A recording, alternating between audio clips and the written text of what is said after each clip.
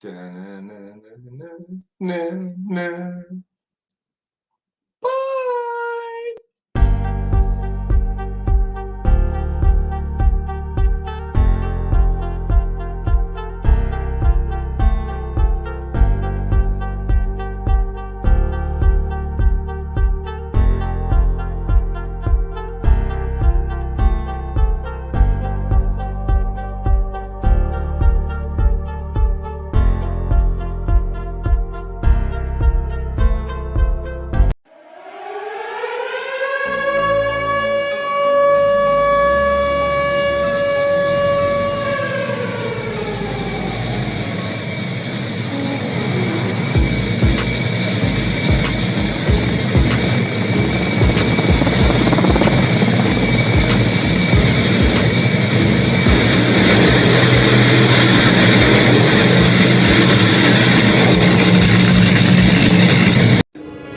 It's showtime.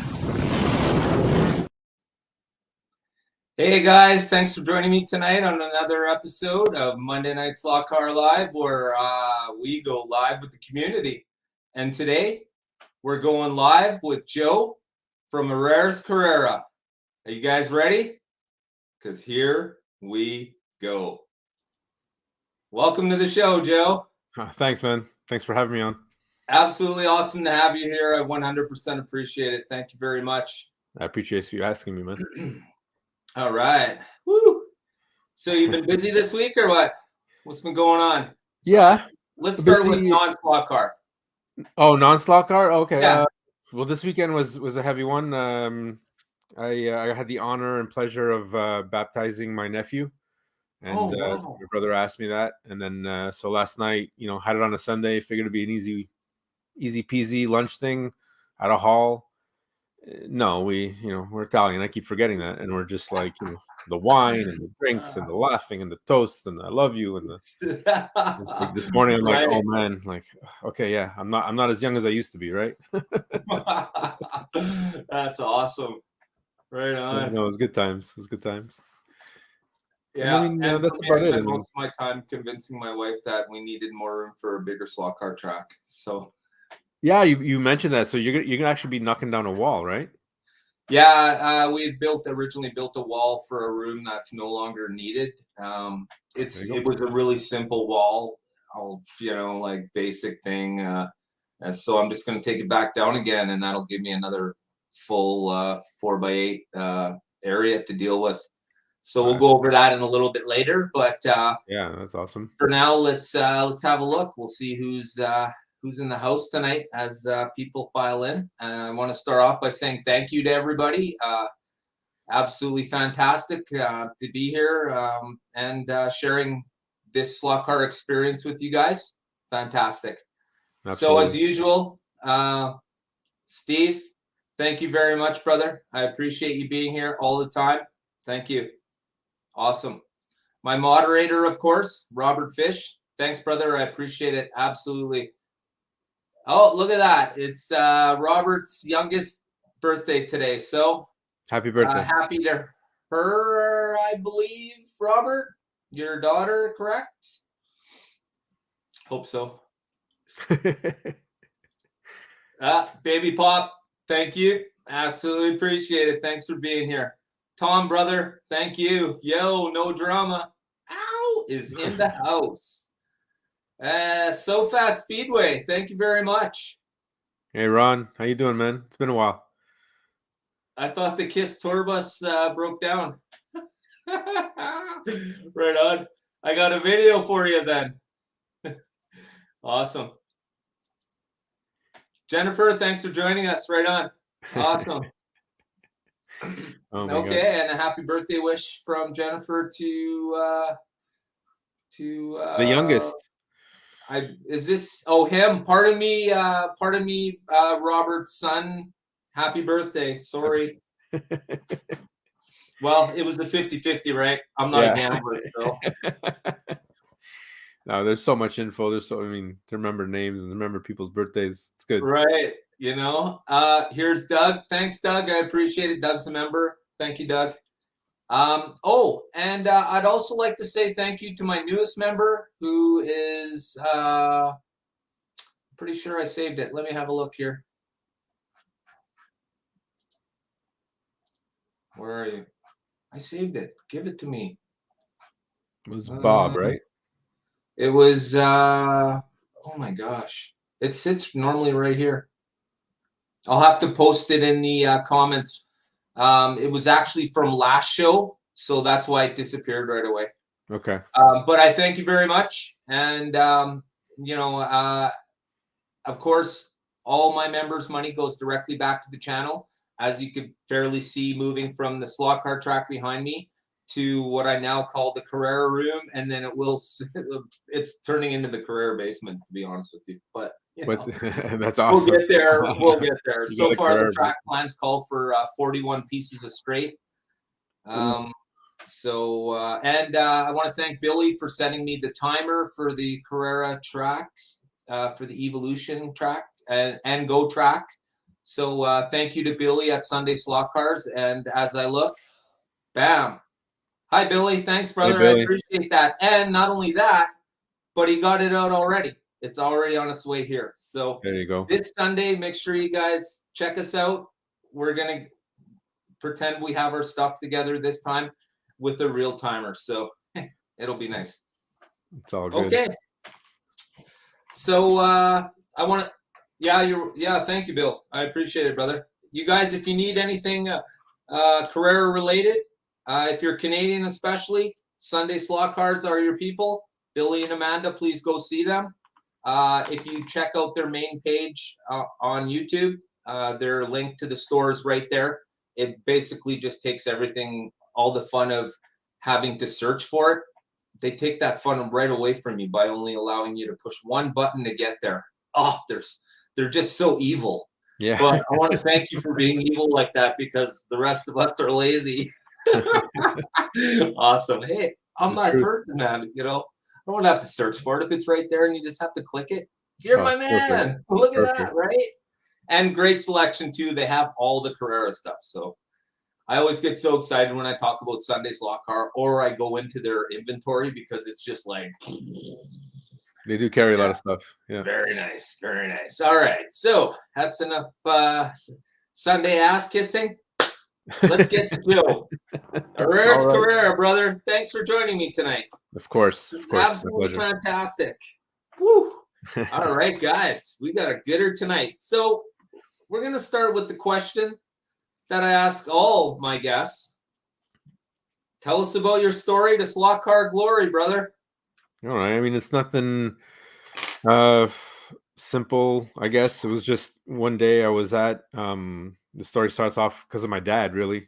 I just started off looking for a birthday gift, popped into a hobby shop, looking for some trains and something new, something different. He's semi-retired, and now, he's finally building his table, and he's got his plans out, and he's pulling out the stops. So I'm like, all right, whatever, let me go get him something. And I just happened to look over, and there was and I didn't even know at the time that they were called slot cars, right? My tracks were Tyco or TCR or whatever I was playing with as a kid, right? I didn't realize they were called slot cars. So I look over and I see Back to the Future versus Knight Rider. And I'm like, what? These things still exist? And I'm like, this is pretty cool. Like, and the memories start rushing in, and I look at this box and I'm like, oh, this is cool. At the time, not realizing that it was Scalextric that had that set. Oh, yeah. And I could have made not a big mistake, but a different mistake. And I look up at the price, and I think it was like $500 or $430 Canadian or something like that. And I'm like, nope. I was like, I'm not getting into this. And I walked right out of that store. Yeah. And that was it. So I didn't find what I was looking for my dad, and I just walked out. So next thing you know, Facebook, for whatever reason and whatever algorithm, knows where you are at all times. And it started sending me these Facebook, all I see these videos of these miniature slot cars and rally, which I love, going through these tracks with sand and slow motion and little models of people. And like, what? This is a thing? This is a thing? People are doing this for real? Like, how old is this video? I'm like, this was made 2 weeks ago. And I'm like, and then I just fell down the rabbit hole, and then Instagram and everything, and just all these videos keep popping up. And I'm like, hold the phone, what's going on?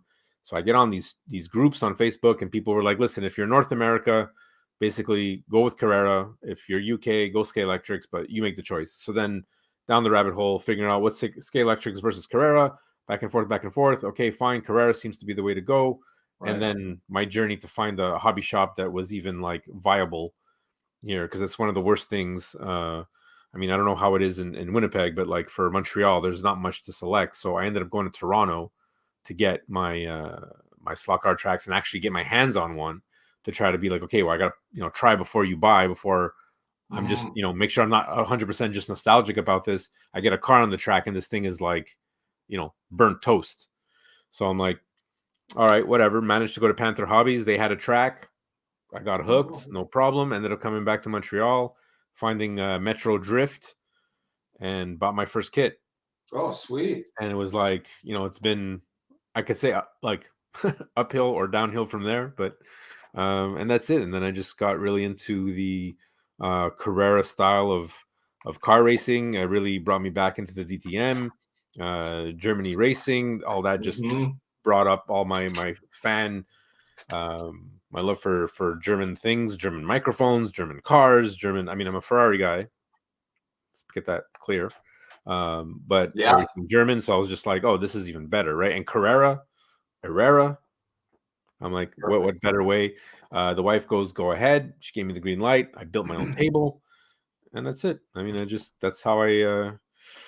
And now I'm here on your channel. Like, since last June of 2023, it took me this long to make all these friends, and you're one of them. And here we are in April. Is it April? Yeah, April or May? Yeah, we're April.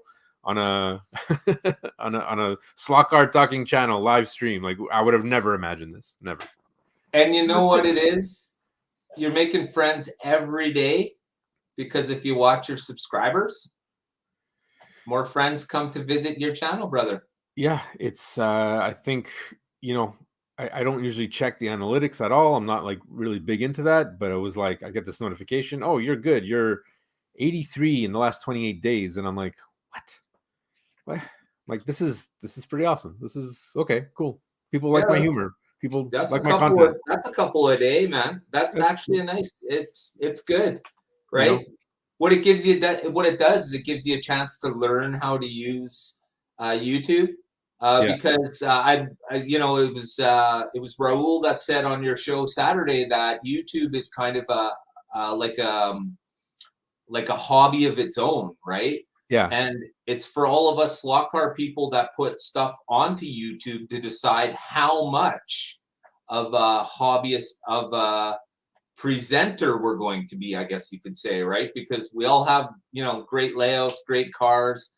We all have different knowledge, which is the real reason why we all come together for this kind of show, is to learn something that you never heard. Like, for instance, if you watch, I know some people might not be into protinkertoys.com, but he's now selling a lot of Carrera stuff, and he's going to have the SCX Advance right away.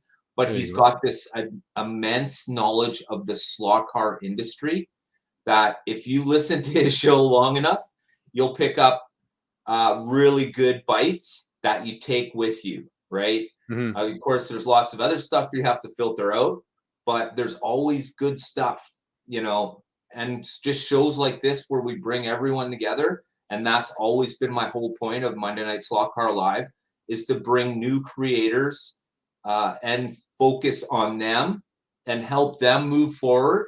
Because I've always said that nobody really stands all alone at the top by themselves. Everyone has to come together. Everyone together, right? So we all need to start producing. We need to start gathering up our subscribers, and we need to start putting out videos. And what that does is it starts telling YouTube what we all know, but we have to show that slot cars are back. Yeah. Right. Oh, for sure. And it's people like Billy and the other hobbyists out there that have their online stores or even their brick and mortars, that without them buying from Carrera, because we are kind of at the mercy of these guys at this point. This is kind of like that entry level, right? No one gets into this hobby saying, oh, hey, I'm going to build a wood track and put some cars on it. You kind of have to learn that. I mean, through my experience anyways, right? I didn't even think this was a thing. So Right. I consider myself like the second generation, right? There was the whole, the whole pandemic, whatever you want to call it, our little, that little time where we all had to stay home. And we, that kind of people had a lot of time on their hands. So creativity came out, which was beautiful, which was amazing. And then so you had this wave. And then when I come in, I'm like, oh, okay, finding people here, finding people there. And like you said, everyone's got their bit of information. And I was finding these guys online, and I would take away a little bit here, a little bit there. And then when I came in and said, okay, well, you know what, when I decided maybe I'm going to start a channel, because after my 6-month period of like research, I'm like, I got to make this a little easier for someone else if I can do that. And I've done reviews in the past of other like home products and stuff like that, water filters, whatever, on my other channel. Nothing crazy, but I realized that people appreciate just honesty from like, hey, this is my experience. This is what you're going to get. Yeah. That's and my 2 cents. And that's what I figured. And that's what prompted me to be like, hey man, I'm pretty excited about this. Let's use this energy. Let's use this creative outlet, right, and go forward. And then it just exploded again. And then everyone, like, it's like a wave, right? We see it in everyone's subscriptions and whatnot. I've seen guys jump, and we all kind of jump together, which is really great. Yeah. If you notice that type of stuff, you go on someone's channel, you're like, oh, hey, look how many subscribers this guy got. Good for him. That was only 300, 500 last week, and now he's at 1,000. And good for you. Like, it means people like your stuff. People are coming to the space, and that's right. That's the real analytics, right? That's when you see the guys in our community just growing in that means people are interested. Those are the true, in my opinion, those are the true subscribers. When people are on the outside trying to find information and have no interest in making YouTube channels, right? And that's fine, and that's completely correct and completely okay. So it helps us be better if we like doing that, and it kind of adds something to the hobby that we never thought possible. I didn't think I was going to talk about the cars I liked. Oh my gosh, hey! Imagine that, and actually have my own opinion. Yeah, to tell you the honest truth, until I seen the commercial for the Peugeot 908 AFX car that Brian Young from Pro Tinker Toys was holding right before everything went crazy there for a while, and we were all shut in. That, man, I got my income tax back that year, and boom, Slot Valley Racing was born, man. I figured, why not? Maybe people want to see this nice track and all the cars that AFX and Auto World has to show, right? Yeah. But then you get to a point where you've shown all of this and nothing new's coming out, and you look to so I'm looking around YouTube, and I bump into Raul's Conquest Racing. I bump into his channel, and he's talking about the most awesomest looking cars in the world. So we got talking, and then, right off the hop, he's such a big Carrera fan. He right away introduced me to Billy and Amanda once again, everybody, at Sunday Slot Cars. Thank you. Man, I love it. And they're Canadian. So, everybody knows how big my Canadian heart is, and I push it like crazy, man, Absolutely. So that's how I roll. I like to push Canadian if possible, and in this case, it is definitely possible. And now that they have a new distributor, good things are happening. And of course, their repertoire of Carrera goodies will get bigger, and they're going to be holding another brand now too. So that's awesome. Cool. Yeah. So all right. So okay. So we talked about the channel name. Fantastic. I love that, how it sort of just slides in there like that. Very cool. Yeah. Very cool.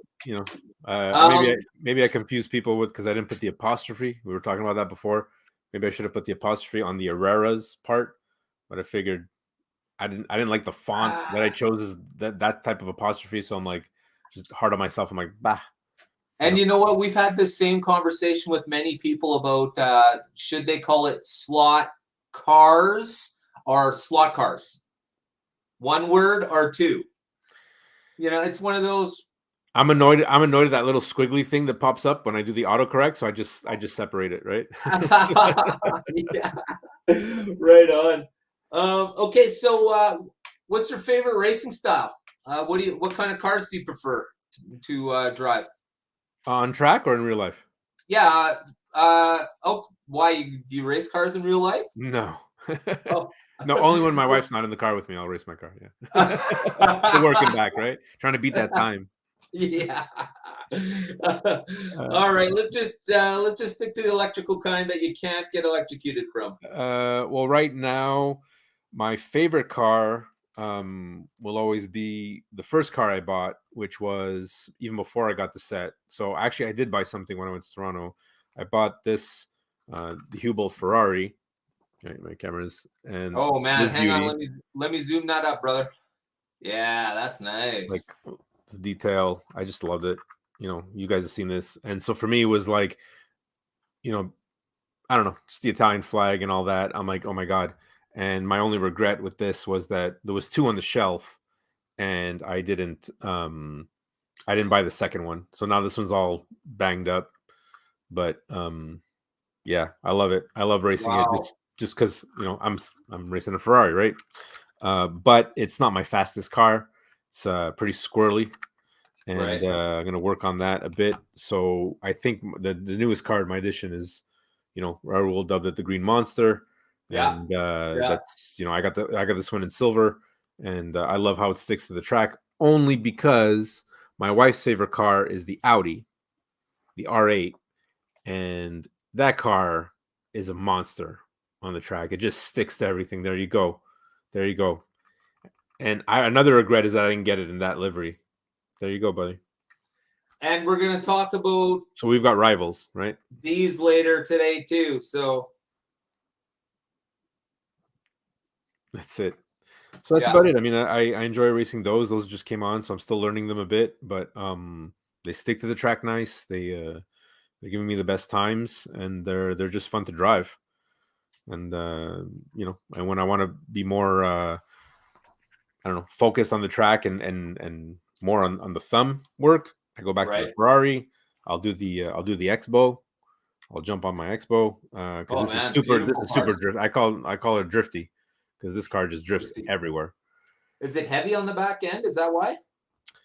Is so maybe you can explain that to me. I've heard people say that, oh, it's heavy in the back end. Do you physically mean that it's heavy? Because this car seems like it's got weight to it, so I don't know why it's slipping everywhere. Yeah. How when you bounce it off in the middle, off your finger. Okay. See, this car is heavy on the back end because I put that aluminum rear axle in there and the axle kit. Seems pretty balanced. But it's dropping. Yeah, you see when you put your finger right in the middle, it drops in the back. Yeah. Yeah. So it's back heavy. So you don't necessarily even need a magnet. You just need to add a little bit of weight to the like somewhere past the center point Hmm. forward. That might change. Or just screw around with another magnet. Well, that's what I'm thinking because I had to do that to this car, the Aston Martin, the Vantage, Right. and I managed to get some magnets from K&J Magnetics, which I got from not Slot Car Mayhem, but oh, there was another guy who was really good at this. One of the first channels I found, and he just went through it and so much information just on magnets. And anyways, I managed to put. They're super thin, right? These are the size of my. Sorry, right there. Hang on, let me zoom that up for us. There we go. So Right. they're in there, and Yeah. that's actually 4 magnets. So 4 bar magnets across, Okay. and I decided to put it as close into the center with keeping this guy in there. And this car was just flying out of the track. Every time I hit a switch track, it was faster than the switch track could open. So I couldn't figure out what was going on. Right. And then it was just flying everywhere. And I was just so annoyed. I'm like, what's going on? Like I've never experienced this before. So I figured, you know what? Hey Pete, how you doing, man? Hey, Pete. Thanks for coming. Um, and that's it. So I decided to put these 4 in there, and it just solved the problem with the Huh. weight and the. I didn't want to put the magnets in the back. I didn't want more grip per se. I just wanted a bit more weight and more traction in the front, and it worked. I mean, these were what, not even 35 cents to do this whole thing, Right. Well, exactly right. you know? From my experience, if you put too much magnet or weight at the back, what it does is it makes the front end lofty, and it'll, on a tight corner, it will pull the car right up out of the slot. It literally just drives right out. Yeah. That's what I've noticed anyways. Because when I added them to the Revo, I always went center in front of the motor, and that way it pulls down in the middle of the car, because the Mhm. Revo's got nice balance to it, I find. And they run really nice. I mean, I can get into that too, but this is not a show about Revo slots today, unfortunately. That'll be another day, folks. It's Thank all you all for good. joining us today. No, well, that's it. I mean, even if the magnets slow down the car, which clearly they will, Right. for whatever reason, you've got more downforce and drag and weight, so the car will be slower in the straights. Yeah. My thing was, well, at least it's going to be competitive in the corners. So there's less Yes. deslotting. That means there's more funability, if that's a word. Mhm. And that's what's most important about my track, is that we're having fun. Right. So that's really what it is for me, is to make sure that I can get the most fun and the most value per money spent. And this comes from my board gaming. I don't want to say my board gaming days, but my board gaming hobby. And I was having a discussion with a buddy, and he's like, "Well, he goes, don't look at it as if you're just buying a board game to collect and you're a collector, but if you're Yeah. buying a board game to play, the more you play it, the more that's value per. So if a board game costs you $40 and you play it Mhm. 100 times, well, you divide that, and where are you going to get that type of entertainment today? Going to the That's movies exactly for it. 2 hours is $40. So Well, you know what I mean? So there's yeah. like, you gotta entertainment. So I've got a lot of more time to put into this track. I think the biggest car, I was doing some maintenance. I think the Audis and the Ferraris are at 5,000 laps, which is still nothing compared to this hobby. Right. So I mean, these are still young cars, all things considered. Right. So I could literally just sit in my Carrera room with the controller, staring at a video on my TV while the car runs around the track, and I'm going faster here, slower there for hours. Like literally, and I know it sounds kind of crazy, and some people don't understand this, but when you get into like tinker mode, man, you could be doing what you're doing for hours, literally. Like, Irene would be like, supper's ready. And I'm like, what do you mean supper's ready? She's like, it's like 6 o'clock, like, no, I get you, man. How many times I get called, ready? It's ready. It's like, yeah, one second, 1 second. right.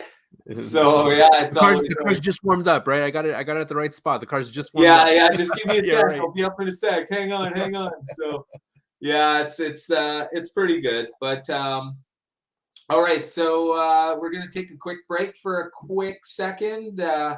Probably have a minute timeout for you. So if you gotta grab a drink, refresh, this is probably the moment. This is what you call shameless self promotion, brother. All good. All good. I'm learning. Thanks for joining us today at Slack Valley Racing. I want to thank all my subscribers. I want to thank everybody for watching. Maybe if you're watching and you're not a subscriber, you can help out. Hit that like button and subscribe on up. We have a lot of new releases coming, and you're not going to want to miss out on any of them. Oh my gosh. I made that video when I first started making videos. Look at the shirt. I'm looking at it. It's this is the same one? Same one. This is official NASCAR. I think it's Blaney. Yeah, But it that's was really from good, one of his pit crew dudes. They wear them like once and sell them. Cool. I'll Do you take take one. that off and put it like in a plastic suit and suck all the Yeah, air out of it? yeah, And then, dude. like, yeah, you've got to. When we're done here, I'll take it off and hang it up. Same with the hat. It'll go on the shelf too, And then of course I'll have to put the toque on, or the Dallas hat for all my Dallas fans out there. And I know that always causes a little here and there. You treat that like I treat my hunting clothes. Oh my gosh. You only Yeah. come out 1 week a year, come back in, done. That's right. Suck them up. Well, your favorite stuff, the stuff you have the most fun with, you tend to take care of it a little bit more. Oh, of course. course. What do we got here? Yeah. Oh, yeah. You get those people were saying the train weights or whatever. Yeah, I'm gonna look into that. That's my next, because I didn't want to start modifying the cars too much, because excuse me, I get into this vicious cycle where it's like, oh, okay, right now I'm working on some scenery, and I want to do this and I want to do that. Excuse me, and I'm just like, well, before I put anything permanent down or try to establish something, I'm gonna maybe want to change the track a bit. Maybe I want to do this. Maybe I want to extend the table, because the regrets come out after 6 months, realizing, oh, I didn't do this enough. I didn't do that enough. And then it's like, okay, well, first things first, the track's up. Stop breaking my head and just race the cars. Right. Get them all down on a time trial, write them all down. And I'm like, I should just be making videos. So, enter Jen. I'm like, let's do this. We'll make it fun. We'll do a competition. We'll race the same car, see who gets the better lap, and at the same time, figure out where these cars actually place. Right. So the whole goal of me even thinking of starting the channel was not to just satisfy that little, narcissistic and me and all of us who start YouTube channels. Don't think we don't all have it, that we like to see ourselves on TV. That's right.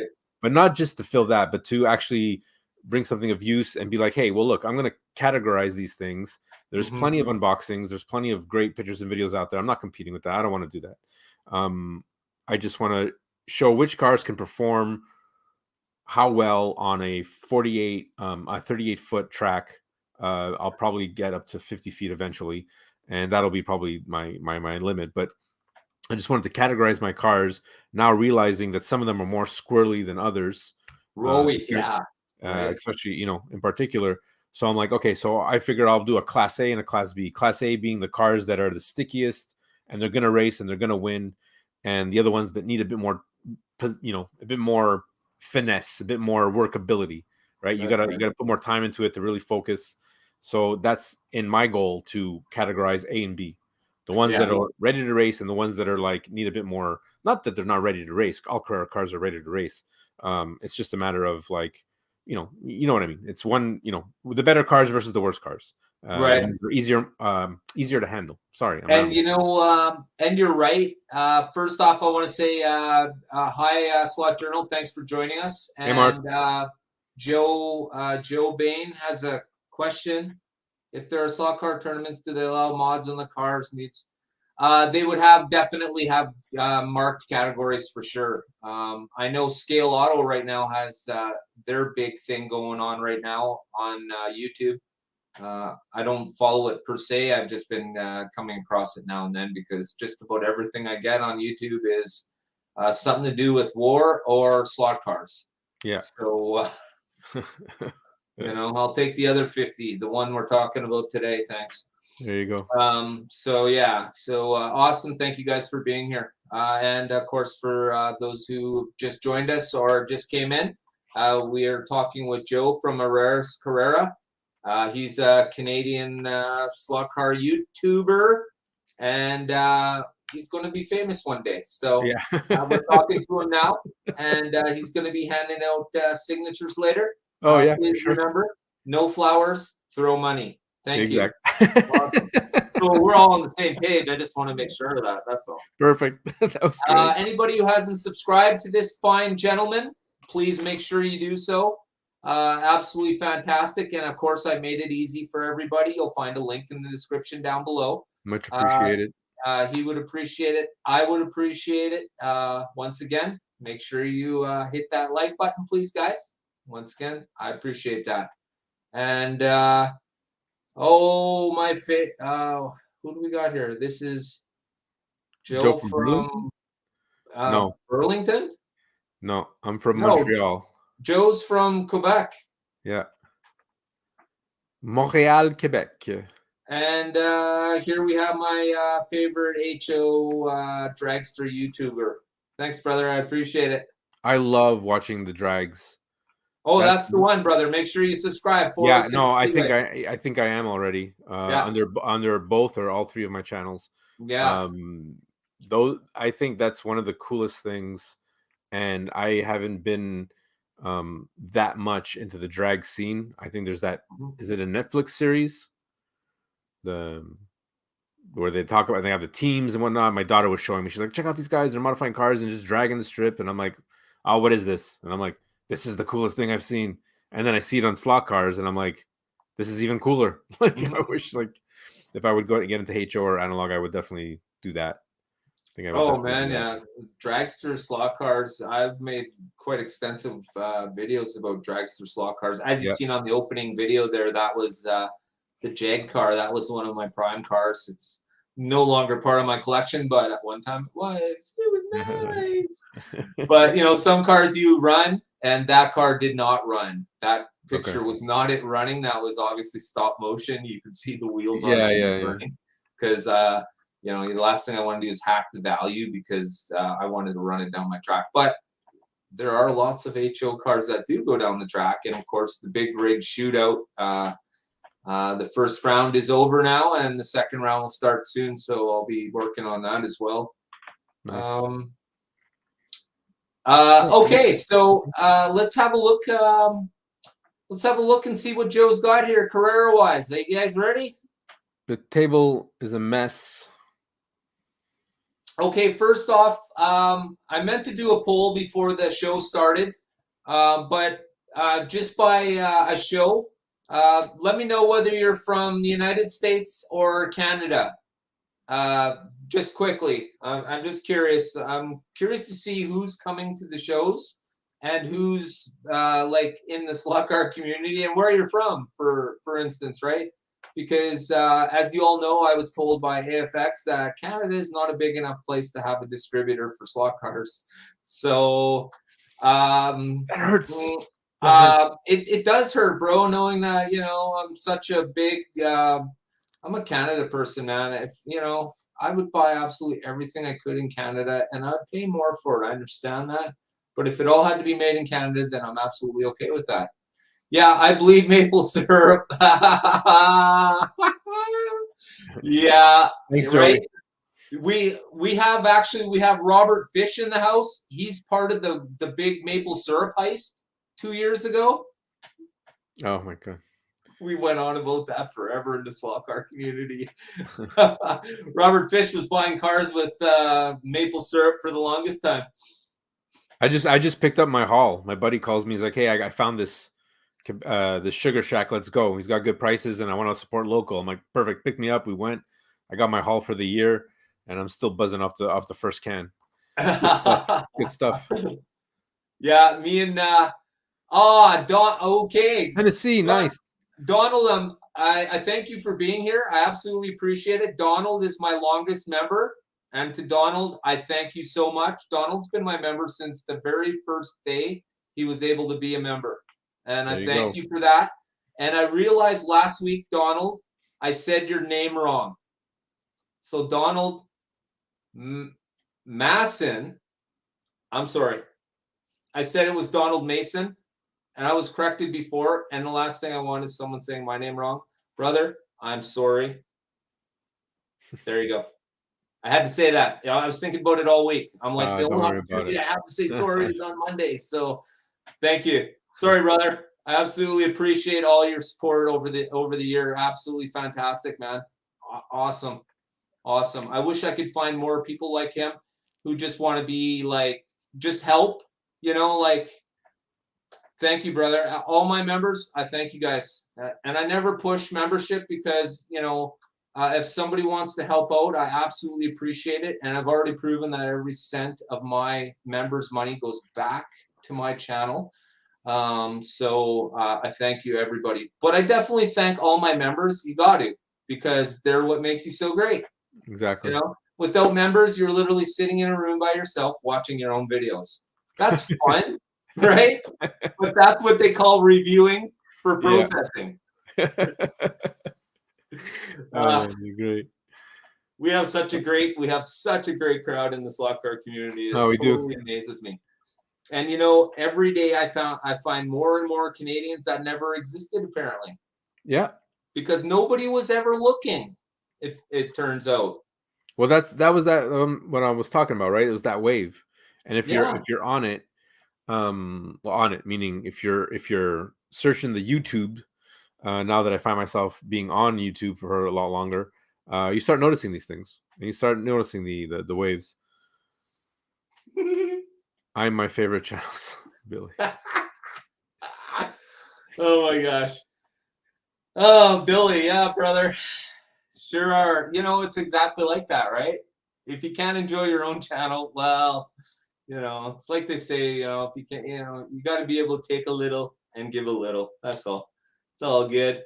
Hey, there's Dan for 3Bean. Thank you, Dan. I absolutely appreciate your membership. We were just talking about my members. Thank you, brother. I absolutely appreciate it. And I've just sent Dan actually a couple of modified HO slot cars. He's a 132nd fellow as well, and I thought I'd send someone who doesn't normally interact with HO slot cars an opportunity to try HO slot car on a Carrera track, evolution style. So if you haven't checked that out, please do so. I have a video on my channel. It's absolutely fantastic. If you think you found all you can do with your Carrera track yet, check There's way out that more. video. I There's way more. absolutely swear that you're going to be like, oh, I know how many people want to have maybe 2 sets of tracks and stuff. It's not even necessary anymore. It literally isn't. So, hey, don't take my word for it. Go see Shen RC. Oh, look, Dan does do, HO on, right. Dan has Polycar track. Pardon me. Polycar is a nice track. That's the one Shen RC uses. They're really good from what I'm told. I really like the space though. Let's talk about Carrera, the product itself, Joe. Yeah, I know sure. you're a big fan. I am. Okay, first let's have a look at Joe's track. I know I've been babbling on for a minute here, and Joe's good. a good listener, and I appreciate that, brother. It's okay. It's finally, it's not me rambling on about left field of this. When that gets sidetracked into a tree of a mess, my wife tells me all the time. She's like, "Get to the point." Right? Yeah. Well, what is it, dude? What is it? Yeah, and then you forget. Okay, so here's the first look at Joe's track. And Mark Buck, thanks for being here, brother. I seen you come into the room. Where are you? Oh, too late. All right, here we go. Okay, so tell us what we're looking at here. Okay, well, besides the hot mess, I guess starting from the top right corner, I mean, this is my lap to victory set with a couple of extensions, not including the pit, which I clearly put 2 extra pit straights on there. A chicane because Jen, my wife, really wanted a chicane, and my original design didn't have one. She's like, I really like the squiggly. I'm like, okay, let's do it. And then so from the start, if you can, I guess we'll go from the start finish, pit right there to, I mean, you know, no big deal. Curves in, we got that switch track in the corner right up underneath the Megatron, which is just a small 43-inch Samsung TV that was doing nothing. It was a monitor for me at one point, so I got the Smart Race on there. And then, that's a good idea, bro. What do you mean? For the there it is right there. Oh yeah, the Jumbotron, the monitor. Yeah, right. Thank you. Oh my gosh. Yeah, it's kind of like a hybrid TV that I've had like for a long time. It was meant for computers, but also a small TV. So it was collecting dust, and I'm like, listen, let me just put it there. That camera in front is one of the cameras I use through the OBS to film our time trials. I'm trying to capture the corner as best as I can, because that corner is like the death trap, right? After that long straight, everyone learns really quickly you got to brake. Right. And which I love, and that's what I wanted to take advantage of my table. My table is 12 feet by 6 feet with a couple of extensions, but the gist of it is 3 tables. I'll be doing a video on it. I kind of want to explain that a bit.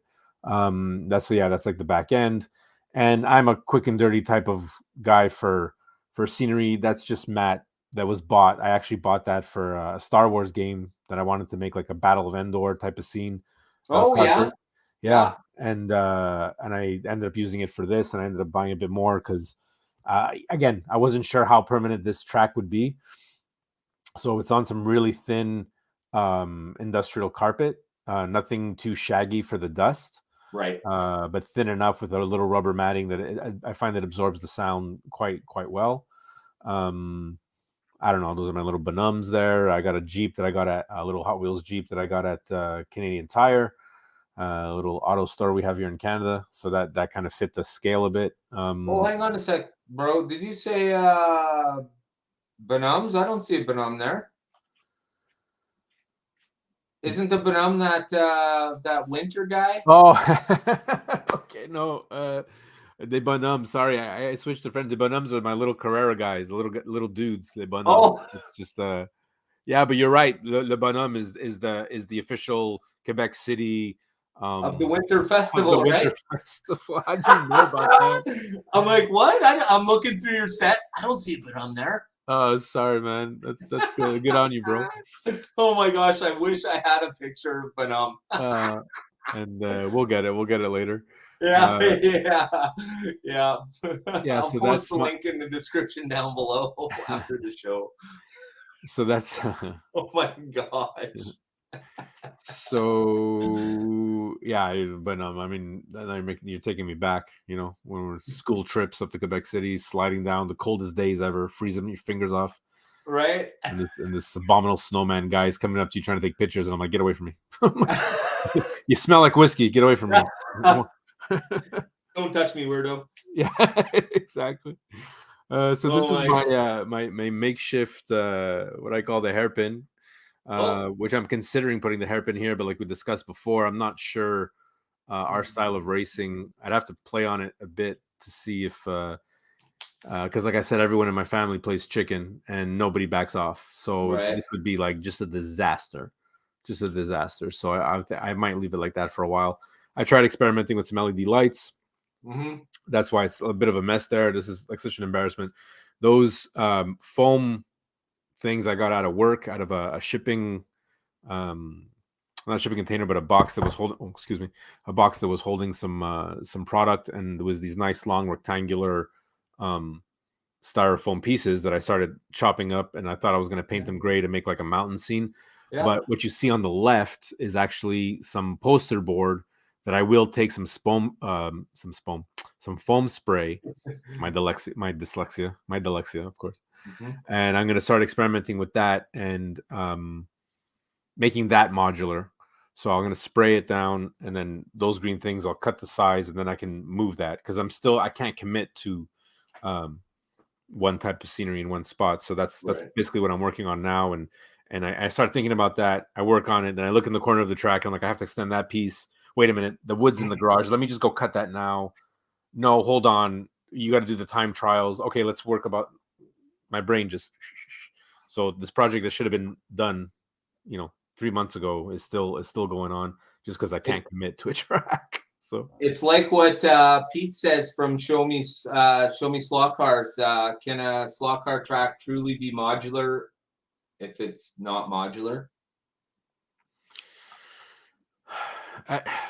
Yeah, I mean, so I think that's where, as creators and hobbyists and people who play with slot cars, race them, this is the question. I think it's actually a really good, big question. I think for just about everybody, right? Because we all have a different idea. Like I always say, have an idea, but sort of be loose with it. Don't stick to the 100% idea. Allow it to flow a little bit, because as you're moving through the motions of building your slot car empire, things will change from here to there. We do have a question up here. Sure. This is actually an excellent question for Sunday slot car. Newbie question here. What are the pros and cons of having a pit lane across from the start line? I know the answer to this question, but I think Billy might be able to. The problem is you actually bypass the start line when you enter the pit lane, and you don't actually end up finishing the race because you bypass the finish line. That's one of the so yeah, so what I've noticed, the pros and cons to it, and again, this is just my experience. If you notice, that's 13 pieces, if I'm not mistaken, of straight. Obviously, with the modification of the pit lane. Mhm. The problem is if you've got some newbies, it takes a while to understand where to click to come in. Right. So I made sure that the fuel was in line with the CU, with the start finish, and I have a program that it will actually count the lap. Oh, here it is actually. You can set it so that the pit counts the laps as well. Yeah, So and what that's all I'm in saying preference. is it's set for default. If you pull into the pit lane, you're going to bypass the finish line if you have to. But you can change it to, of course, what Mhm. we'd all be using. But Um, it's set up in such a way that um, if you do that, then make sure your fuel section sensor is actually lined up with the start finish, or at least behind it. So that way right. you don't get cheaters. Oh, Uh, like, but at the same time, because it has happened where we tried that, but because there's a shift, you're actually traveling longer, so that car will hit like if you're two and you think you're going to cut across into the pit, you're actually going to the right, so you're losing that time depending if you're faster or not. Blah blah blah blah blah. Right, but yeah. a damage vision um makes goose noises. Um, uh, you got me goose noises now. Yeah, so um the cons of the way I have it set up is that if you wanted, sometimes people are going and they want to do the cross track, the exchange right in front, but they don't. And I try to tell everybody, listen, use an eye visual of start finish to do the cross section in front, and use the Mhm. bridge, my overpass, as a reminder to be like, I have to press the button after the overpass to enter the pit. So people get nervous when they race, whatever, it's normal. So a con is that you'll end up in the pit when you don't need to be, which is Right. fine. You just kind of shift over, but you're going to lose a couple tenths of a second there, or you Uh-huh. risk popping out because you're going in way too fast. Right. Um, but there's no real, I mean, con. If you like your setup and you want to do it like other races or F1 and where you want the pit section somewhere else, maybe that just makes sense for your track, and Right. that's okay. I thought about it too. Like maybe I should put the pit on the bridge or something, but it just happened to work out that way. Visually, it looks better on my track that way. I would love to have enough space to have a double pit going on so you can fit two people. The Oh only man, reason yeah. why I have it extended, and I would like to have as much extended, because when you're racing, especially on a really long straight and you're going that fast, people bump into each other all the time. Right. I wanted to make sure I had enough space that people can just like let go of the brake. And now I set the brake to 100% at all, just for that reason. Like Right. it kind of, that's one of the cons. You have to set the brake at 100% if you don't want your cars constantly smashing each other or sliding Oh, right through the pit. Because yeah. I run with magnets, and these cars go really fast.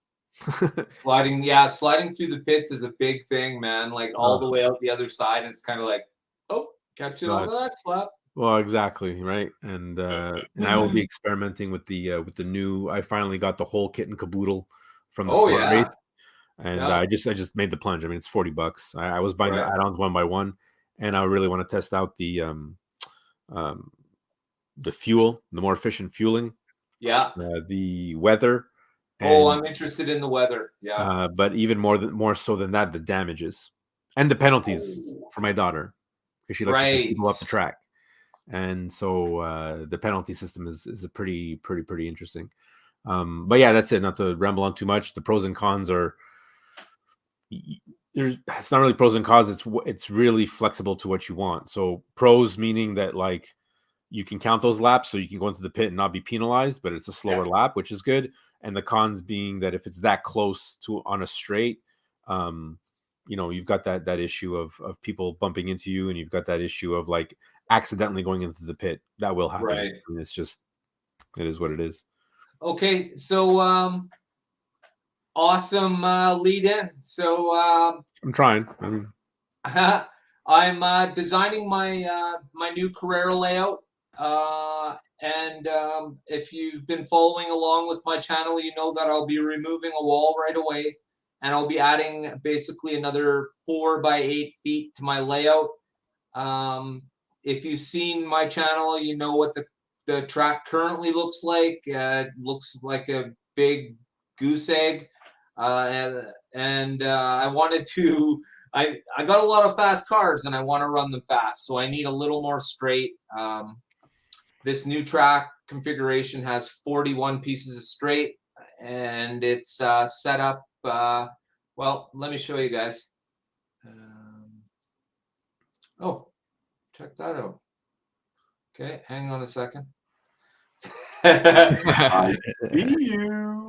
Okay, so how can I do this? Let's try this. No, that's me. How about this one? Okay, so No, it's all good. It's all everyone. all right. So what we got here, guys, is obviously the layout. You can see the table is the space underneath. The table was actually, I made it just a little bit smaller so that I'd always be worried about space. So here, basically everything you see will actually be on the tabletop. But you can see where I have the pit lane right here. Really, the pit lane will go on the track directly above it because there's just not enough one pit lane space. Those of us who've used pit lane before know exactly what will happen here. Pretty much what me and Joe were just talking about, where you go in and you just directly go straight back out. And then you think about fueling up the next lane or the next pass by. So you can see down the back, it's just a straight run. I got my first double crossover there. We'll come around the corner and we'll go all the way into this pecker looking chicane type thing. And then we'll bring it back around with mostly 4 for 15s. And then we'll start heading back to the long section again.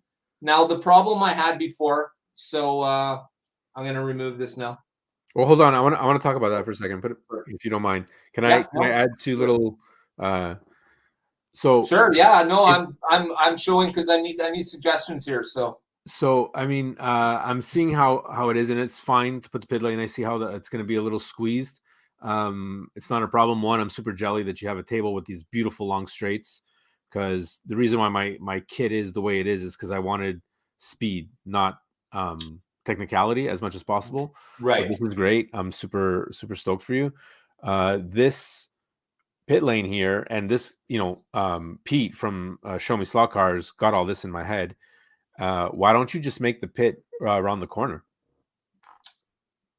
Yeah. Like you can enter there, no problem. That's a nice soft curve to get into. Mm-hmm. Make sure that you have a switch. Oh, you can't, but maybe I would suggest a switch lane right before the pit so people can decide to, like, their last chance at this point is right above, right? That's my problem. My last chance is before a curve, so you really have to think about the pit, but my is small. So your last chance is coming. Okay, if you follow here, your last chance is right at your first X crossover. So maybe think about either getting another crossover and putting it, if you want to do the analog thing, obviously you need the double. So put the X right there and you're double straight. And then people, when they come in for the pit, when your drivers come in for the pit, you can have it curve around. So you'll have that space, and you have, I don't know if these extra pieces here are actual extra pieces that you have. Yeah. Okay. I basically, so what I did was, when I started the program, I knew exactly what I had, the exact count. So I went into the program. I instantly pulled all of those pieces out onto the table. And then I knew that I had nothing left. This is what I have. So I actually have all of these pieces. Okay. I'm just trying. Okay. Because if you could make it, I mean, what kind of sucks in that scenario is that if you're OCD like me, you're going to have these extra, like the curves, you basically have to double them up, right? So now you have this extra curve sticking out that's a track that goes nowhere. Right. But you could even do it in your long turn here. But you would need, you kind of need extra pieces. If this is all you have, it might be a little redesign might be needed. But it depends on what you value more. Do you need more long pit to enjoy the pit more and get the best value out of it, or do you want to use all the pieces that you have? I mean, you do have one extra length there, so you could do it. Yeah, right? Well, you see, I'm not afraid to cut a piece of track down the middle. I've already done it. Perfect. So this little half piece, I've already created two of my own by cutting. That's the first thing that's honestly the first modification I made. It was like, I could do that. I found that out too late, or else I would have never bought those pieces. Yeah, they're That's fairly how I found out the expensive hard too. way that I bought the adapter and what an adapter meant. I'm like, why is this piece $20 and why is this piece $16? Oh yeah, it's Right, the adapter. I wish that would have been more clear to me. It's right. fine. I have it now in case I ever buy the tower or whatever for fun. But that's it. That was my 2 cents for that. That was really good. I mean, No, I but appreciate it. And like I said, anybody else has any ideas, let me know. I was looking for some little, like, sort of like Raul has the Dragon's Tail, mhm. where he can really run some speed down those straightaways. And I like that, right? Once again, probably had that in the back of my mind while I was thinking about that long run down the back wall, because the major speed will be down the back wall. I've actually made myself 3 more feet of straight track by not putting a 4x15, a whole entire half of a 4x15 on the left side of my track was what was taking up so much space, Yeah, because I can't use either of those gaps on either end. So I just make the corners a little sharper, and then I gun it down the end, bro. I can't wait. But the yeah, problem with my last track was it was kind of like this, where yeah, you're always in the same lane on the inside or the outside kind of thing.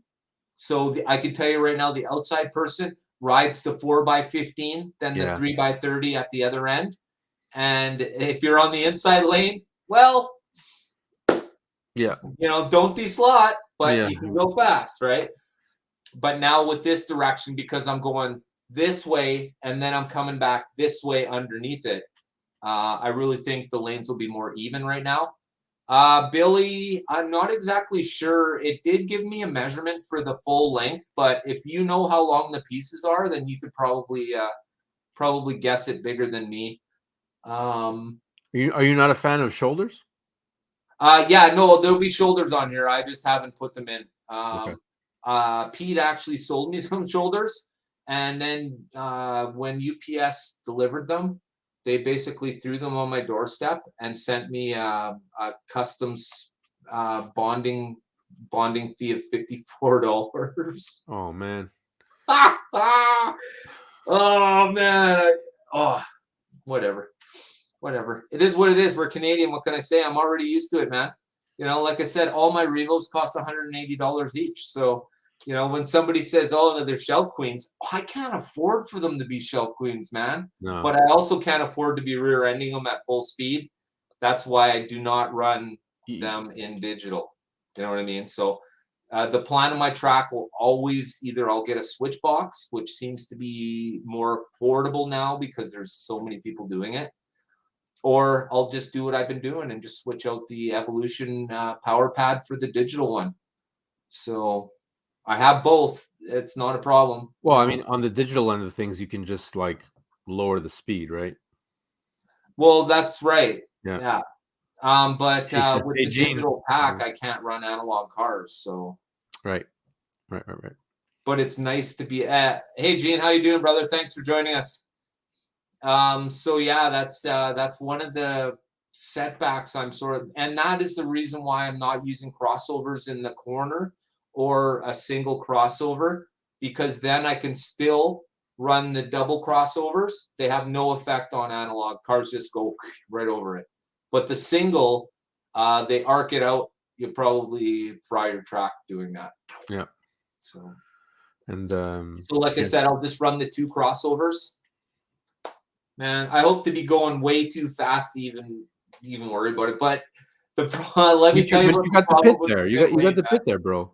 Well, okay, so this is the problem I had, right? So I couldn't use the single crossover to get, if you're in the far lane, to get yourself into the lane where you can get into the pit lane. Hmm. Because what I discovered about Carrera is you can only enter the pit from the right lane. Only. Yeah. Most people don't even think about that. And when I first planned my track, everything was in reverse because nobody told me that. Yeah. But lo and behold, yep, you can only, so that's a tip. Maybe some people might not know. I wish I would have known, but I didn't. But you can only enter a Carrera pit from the right lane, which means if you're in the left lane, you're in the wrong lane. So, like for the whole race. right. So you're right. So the whole idea is you want to put a single, usually like at least one full straight or two full straights before you get to the pit. That way, somebody who's in the left lane will be able to switch to the right and get in the pits. So what I did was, my problem is because I wasn't running the single crossover, okay, because I have the doubles, so I can run the analog as well. What I had to do is I had to put a little sticker over the sensor, because I don't know about you guys, but when you're racing and you think you're in the wrong lane and you hit the button and it turns out you were in the right lane and then you fly right by, well, if you put a sticker over the double crossover over the way that you don't want it to go, then it will only ever go the right way. I think it was Johnny Hobby who I learned that from. Oh yeah. So if you have to use the doubles and you only need a single cross, and you're like me, you just want to be over ready and you got your finger on the button, but oh damn it, you're not in the right lane kind of thing, then. Well, that's why I got excited, because when I saw those shoulders that had the yellow and black, I think I saw it on Facebook. I'm like, buddy, where did you get those yellow and black? He's like, oh, that's from the old Evolution. And I'm like, if I put that on every switch track that I have, it's a visual cue to be like, oh yeah, where's the switch track? It's right there, because you kind of becomes a blur, right? When you're racing and racing people, especially newbies. After a while, you know your track. I know where the switches are, and I still miss them. But when you're trying to train or we're training you guys. When you're trying to race with people, you want them to have these visual cues. That's why I always tell them, after, switch before this, before the overpass, look at the line, look at the corner. These are your cues, right? These are your visual cues that you can switch. But if it's one color and you got the yellow, and my next step is to just get some acrylic pens and write some lines on there, and you can do that too, right? So you don't mess yourself up. Right. Then what if you want to pass somebody at that point? Now you just lost yourself a pass, and you just spent money on a double cross to turn it into a single. That's not value. That's not value. That is correct. That is correct. Gene here actually just brought up something that may have me put that back into the track. So if I'm running an analog, Gene, is what you're saying, that I can use a single crossover, just not the corner crossovers? Or is that only for the Omni slot box? Because I was told you can't use a single crossover on an analog track.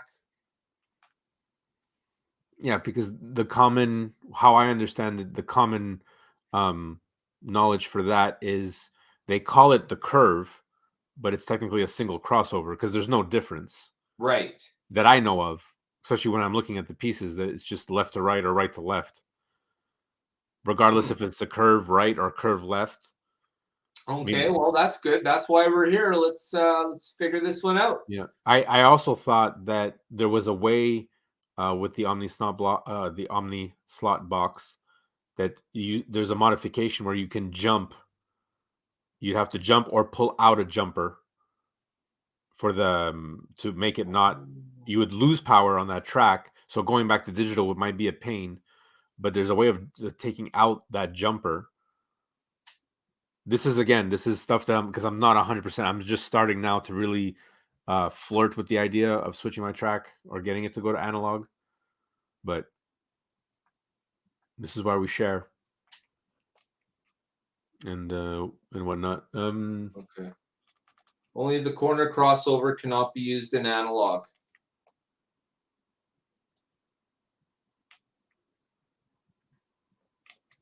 Because I've personally driven the AFX cars over top of the crossover, the double crossover, and had no problems with that. And and of course the Revos for a while, and then I bought all the straights once again from Sunday Slot Car. Thanks, Billy. I bought this. Shit, shameless. Totally shameless. I bought a couple of straight kits from him. Obviously, at a great deal, and if you're American, it's an even better deal. That's all I gotta say. 35% off your cake is what it's gonna cost to shop in Canada. That's all I gotta say. Yeah. Just saying. You're welcome, Billy. But okay, but not on turn crossover. Straight turn. Okay. But okay. Is there a special jumper? Is there like to me that like it's the same piece just curved, right? So the electronics would work the same, right? Unless the curve has something that unless there's like a double jump on the curve or something.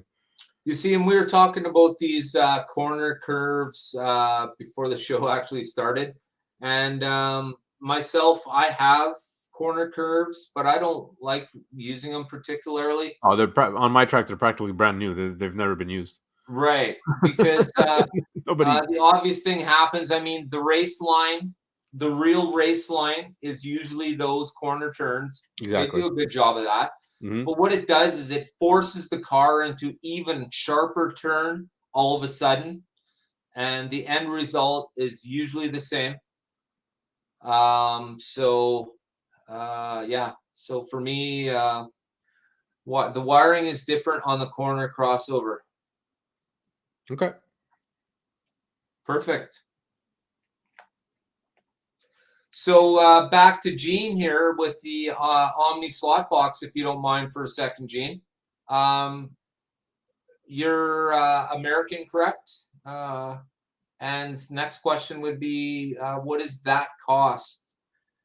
Because I've heard about all of them. Certainly, anybody who's watched Marty's, 2 lanes on Tuesday, would have definitely lately heard about the Omni box, the slot box, the axle box, the axle box. I know for a fact that Massimo and Raul both have the Omni slot box. That's what they use. And I've been hearing great things about. There's Anthony. Thanks for joining us, Anthony. Awesome, brother. Thank you. I've definitely been trying to keep track of what's going on with that, because this is definitely a product that I will be purchasing. Because I do, like I said, I really enjoy. Oh, here we go. I have the Omni box. Just got it. Didn't use it yet. Okay. So nice. And do you mind if I ask what you paid for that, Anthony?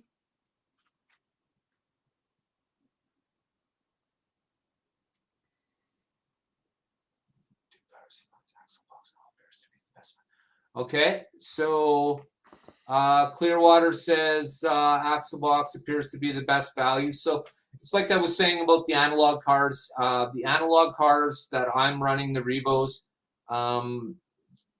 So this is, out of all the slot cars available, I've decided that I'm going to focus mostly on Revo slot and the fine tunings of Carrera. I enjoy Carrera. The cars are built hardy.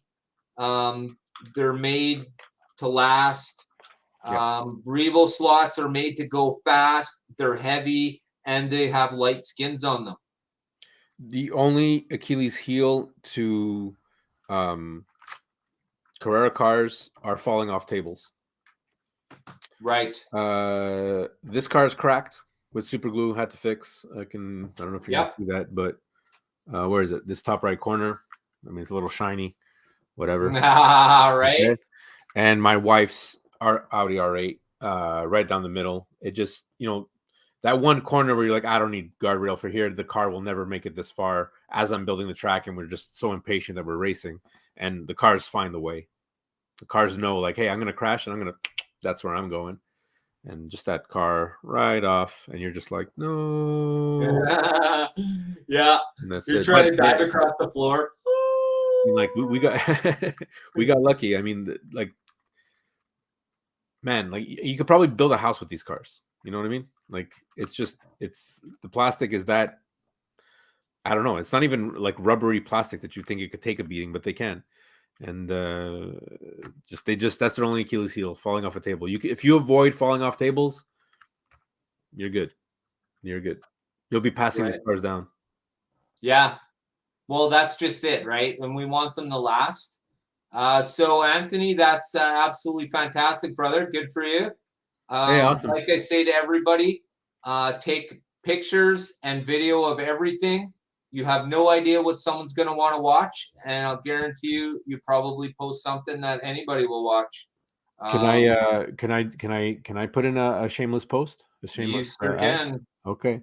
This might be a good segue to be like, Anthony, if you want to join our Discord, and we have a new channels section that Pete and I from Show Me Slot Cars have started.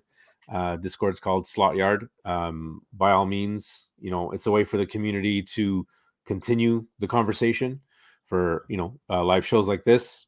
We always appreciate people coming in, talking, and having a blast. But sometimes, like, hey, we were talking about a specific whatnot, the corners, Omni Snot Box, and it's like, maybe the conversation doesn't go that way on the live, but we can continue that later on the Discord.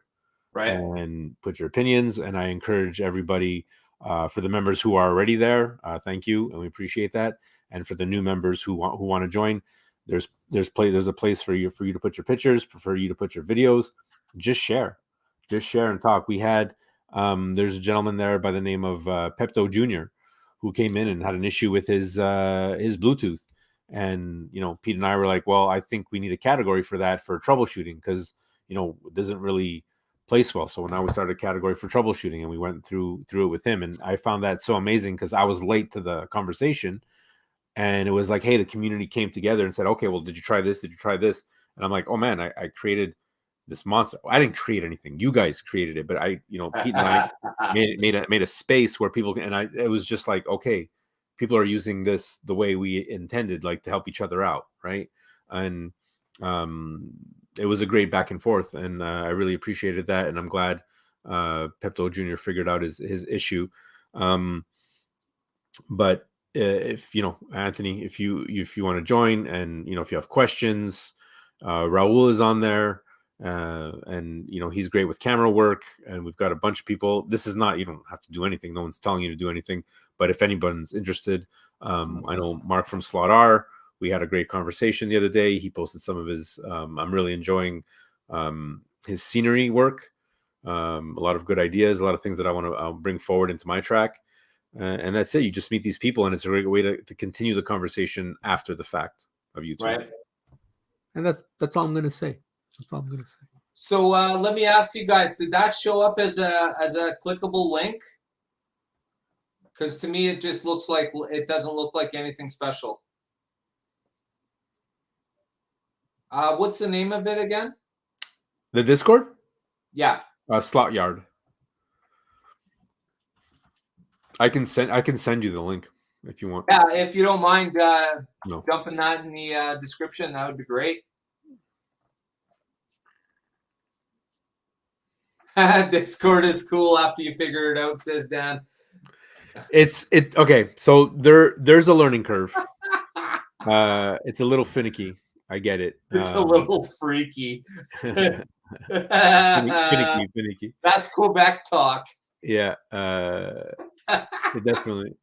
It's just understanding that everything has a category, and there's like a subject category. You click on it. It's like just posts, and there's a great way of, once you figure out what I think is most important, the video chat and the actual channel, using it as like a telephone, just to talk to people and continue that conversation without having to text all the time. Thanks, Gene. That's awesome. Please post your pictures. I love your track. I love your scenery. It's so great. We can post pictures up there of people, like, especially new channels. Oh, thanks. Okay, so it worked. Yeah, it's the link I supplied, I guess, is working. Okay, yeah. So I had an issue. I had a subscriber tell me, by the way, your link expired. Oh, yeah. And it was like, oh, okay. And I didn't realize you have to click. There's a little option for, before you share, it says, how long does this link last for? So I mean, it's in my description on my channel, Yeah. Irreras Carrera. But if it's working now, that's great. It might expire for this stream, but whatever. It's guys on Irreras Carrera and Show Me Slot Car. The infinite invite link is there. So by all means, yeah. So there's a bit of a learning curve, but it's not. I mean, it's not that bad. You just kind of like click on the side. There's a welcome. There's an explanation. I'm going to do a video eventually. Eventually, really soon on how to navigate. But I'm making it sound more complicated than it is. It's just menus on the left. You click into there. There's a community page, and you just start typing and pressing enter, and you're good. You're good. Yeah. It's a good setup. Everything's broken down into rooms, and basically you just need to be really interested with the main chat, and then you learn along the way as you go. You post anything you need in the main chat. Anybody from the group will pick up on it and help you along the way. It's a great group, man. Yeah. Absolutely fantastic way for people to interact, so that someone doesn't always have to be live in order to interact with your slot car buddies. It's mostly slot car talk, although there are other rooms for non-slot car related materials. Yeah. There's an off topic, yeah. So yeah, I'm sorry, what is the name of that room? Oh, sorry, off topic. I just called it off topic, right? Yeah, fantastic. That pretty much breaks it down. Off topic. We're not talking about slot cars. And when you sign up, you also have the ability to send messages privately. So if there's like a channel where you're like, well, I kind of don't want someone else popping in for whatever reason, you can always private message people. For example, Dan and I had to talk about tonight's, preparing for tonight, what time are we coming on, and all this stuff. Let's test this out. That doesn't need to be like, I don't need to waste people's time with that chat. I just, message Dan privately, and we just talk about it. And we're ready to go. And for creator wise, when you're sharing with the community like this, for me, it's as simple as I already have. Anthony, the answer to your question is I already have Joe on my friends list. So therefore, we're already having a conversation. It's literally like that. It's exactly like this right now without recording. Either we're talking to each other by looking, or of course, we could just talk. We were having a microphone conversation earlier today where it's not like this. It's just us talking to each other. Basically, it's the phone without paying the fees. And it's darn brilliant is what it is. And of course, you can always bring your questions to the community there. And like I said, somebody from the community is always available to answer your questions. It's absolutely genius. It's not for everybody. And you don't always have to be part of the conversation. It's kind of like here. We have. Yeah, you can pop in and just find some answers. We have all these people in the house tonight, and I want to thank everybody. I want to thank everybody for watching, who's watching and hasn't commented. We absolutely appreciate that. That just means there's interest. You don't always have to be part of the conversation, but let me tell you right now, you're always welcome. Everyone's opinion matters. In the end, though, you do know what they say about opinions, and that could be for a whole nother show. But for today, this is absolutely fantastic. But this question here, what is the guy's name's next to you talking? I'm Joe. That's Joe. Is he talking about me? Yeah, I worked that in the beginning. Okay, I was like, yeah, oh, it's Joe. Okay. Yeah. You got a great group of subscribers here, buddy. You got a good following. I like this. Yeah, see, this is I like this. Like Alan Taylor. Thank you very much, brother. I absolutely appreciate you being here. Thank you, and welcome. Yeah, Joe's channel is called Irreras Carrera. Yeah. And there's a link in the description below for this show. So I made it easy for you. Yeah. I assume everybody's like me and is just lazy as HE double hockey sticks. So I always make sure everything's one click away, right? Because really, if it's not one click away, then you're always going to be away. Yeah. Gotta make it easy for people, though. I appreciate that, then. Yeah. Well, I've been doing this for 2 years now, and there's one thing I know is that most people in the hobby industry are like me. They want to do as little as possible to get things done correctly. No, I feel you, and like I get frustrated myself. Like even with the Facebook, sometimes people are like, "Oh, people will post even from channels that I know," and I'll click, and then Facebook for some reason does not recognize YouTube, so it won't bring me to the app. It'll bring me to the internet browser where I'm trying to like the video, and then it says you have to sign in, and I'm like, okay, let me sign in, but it doesn't remember me that I signed in. Right. So take care, Damage. Thank you. Thanks, brother. We appreciate it. We'll see you Thank you. next week. Don't forget to subscribe. Hit Dan. hit the like. Hit the like. Yeah. Oh, he knows. Damage Vision, by the way, has his own channel. It's a channel called Damage Vision. I don't know how many times I have to repeat that, but that's my brain being tired. He will do anything with pop culture, the top 5 best movies from a specific actor, Oh, Stallone, whatever. He does a lot of pop culture stuff. A lot of some video game things in there. He'll test out new video games, reviews. Really good guy, good commentary. You might see me in some of them, but oh yeah. I try to help him out whenever I can. It's always good to have 2 people like this, interacting. But our schedules don't always team up. But he's got a good channel. So if you guys want to anything else besides slot cars, you want to take a break. Damage Vision is a good guy. He's a good guy. Awesome. Thank you. Yeah, that's cool, man. It's nice to know, like, we're meeting such great people through this kind of scenario, right? Absolutely fantastic. The amount of people that you meet that you just normally would not. Hey, I'm not going to meet a lot of people playing slot cars in my basement. That's all I got to say. But now I could play and meet the community and know all these great people and do all these fantastic things, not to mention learn. That's why Yep. we're all together, is learning. Like I said, even if you learn just a little bit today, like I used to always say when I very first started making videos, if I haven't educated you, I hope I at least entertain you. Yeah. So if I haven't done one or the other, I'm guessing I probably feel like maybe I should have done a little bit more to make things happen. But it seems to all worked out. I got great fans who've been with me forever, like my good Canadian friend here, Mark Buck, who's been a member of mine, or a subscriber to mine, and a great Canadian friend. Mark, thank you very much, brother. You have yourself a good night. We'll talk to you soon. Next week, brother.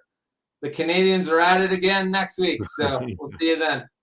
So it's just things like that, like all these people that you bring with you on this great journey we have of going from, zero to a full-fledged site where people come to look forward to things that are happening because, well, there's really not a lot of great stuff on TV. I mean, that's the reason why I first got into making my own videos, because when I went to look for stuff I wanted to watch, it just wasn't there.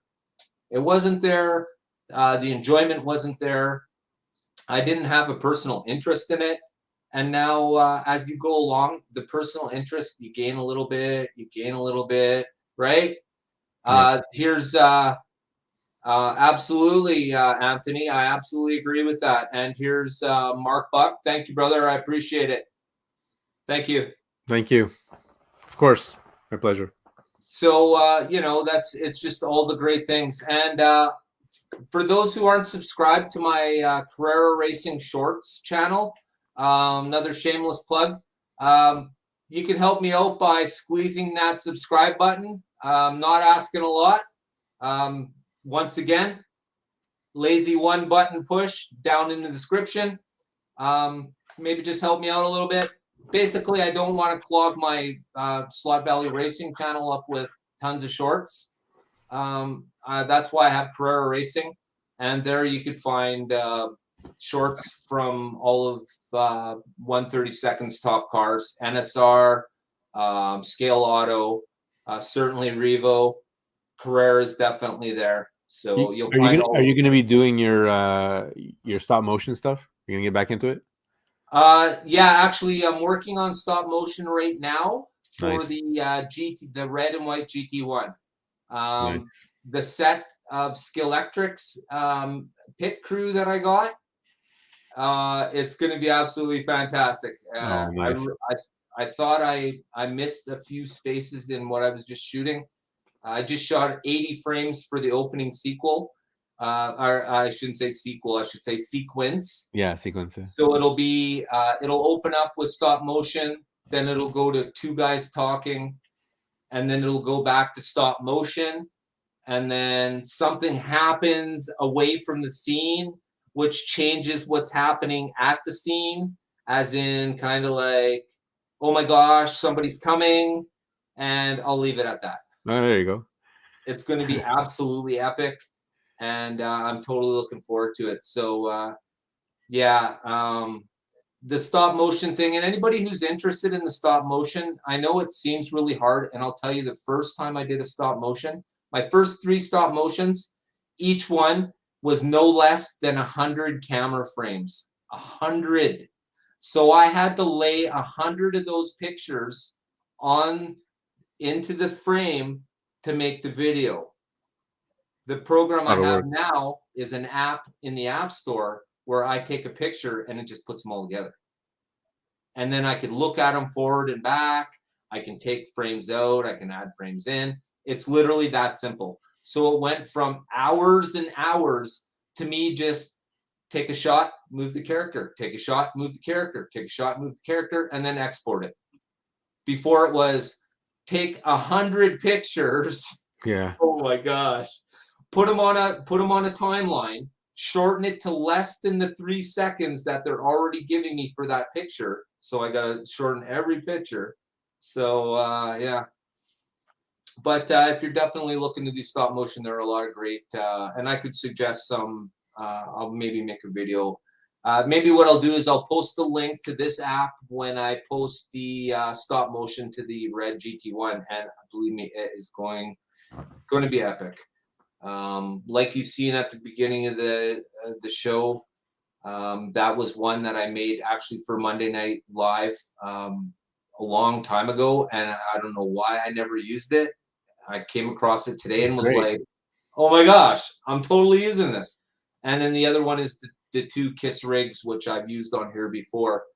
But I have like 10 or 12 other stop motions. If you guys are interested in slot car stop motion, you can definitely find that at Slot Valley Racing. I've made sure that I've.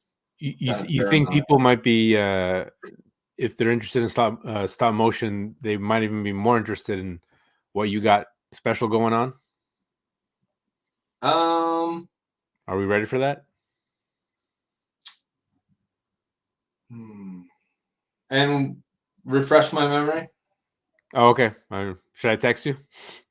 No, go ahead, bro. Go ahead. The wheels, the axle.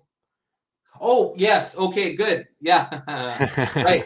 I was like, oh no, is he not doing it? Did I miss the memo? I'm sorry. Did you say slot invasion? Oh, boy, yeah. What a good segue. All right.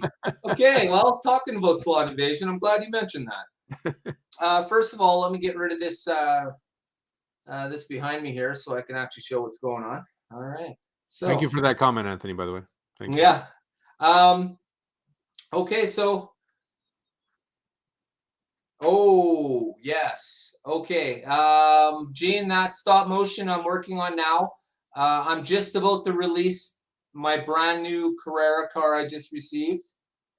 Another GT1. I'll throw that out there anyways. And my GT1 Carrera cars, I do leave the magnets in because I like that tightness on the corner. My Revo Mercedes CLK, no magnets, so they're magnetless. But everybody's running Paul Gage. Paul Gage is definitely in the house. He's from Winnipeg, so am I. He lives 10 minutes away from me. There you go. Okay, so we all, I'm sure we've all seen. I did the hop up. It's the rear tire for the DTM. It's a tire and rear axle set. So that's it right there. If you guys seen the video for this, I've actually done the hop up video. It turned out really great. Let me open it up here. So it comes with the tires, of course, and everything else to go with it. Now, Oscar from Slot Invasion, when I sent the crooked rim, he sent me this.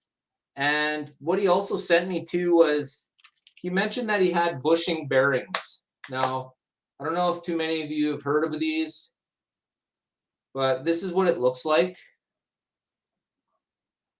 And this is an actual, I know this is really shit. This is what you call 720 garbage.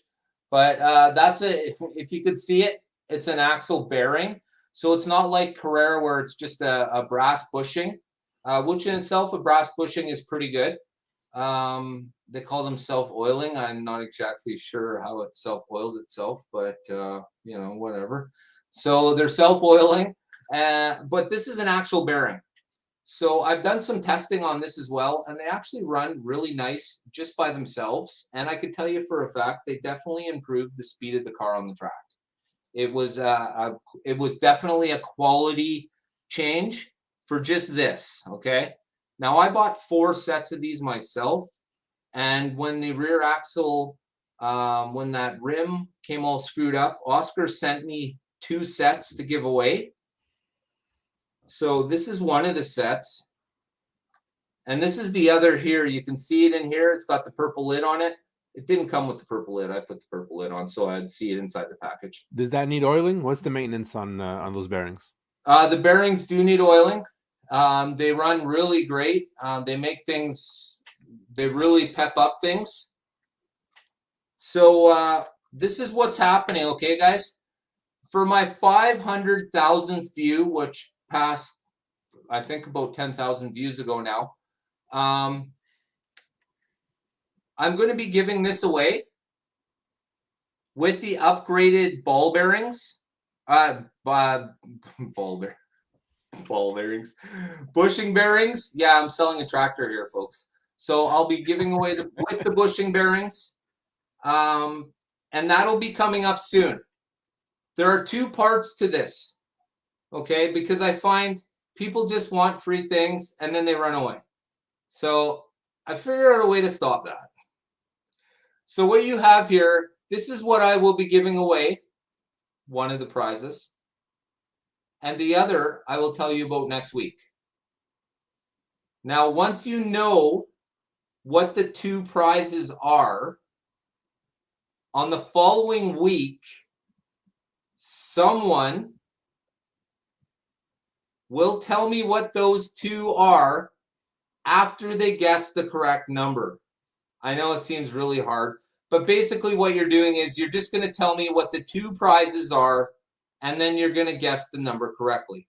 So first off, everyone's going to guess the number, and then you must know what the 2 prizes are from the 2 weeks previous. So I'll tell you right now, anybody who's watching this is probably way ahead of everybody who's not, because they'll hear about it next week. And I could tell you next week's prize. Oh, what's going on? Will be worth it. You got to show the whole thing. Come on. So what we're looking at here, guys, we all know, okay? Peer pressure. Yeah, right? So this is a perfect shell, okay? So the reason why I'm showing this car right now and not a chassis on it is because the chassis that will be going on this car came with the car that has the screwed up shell.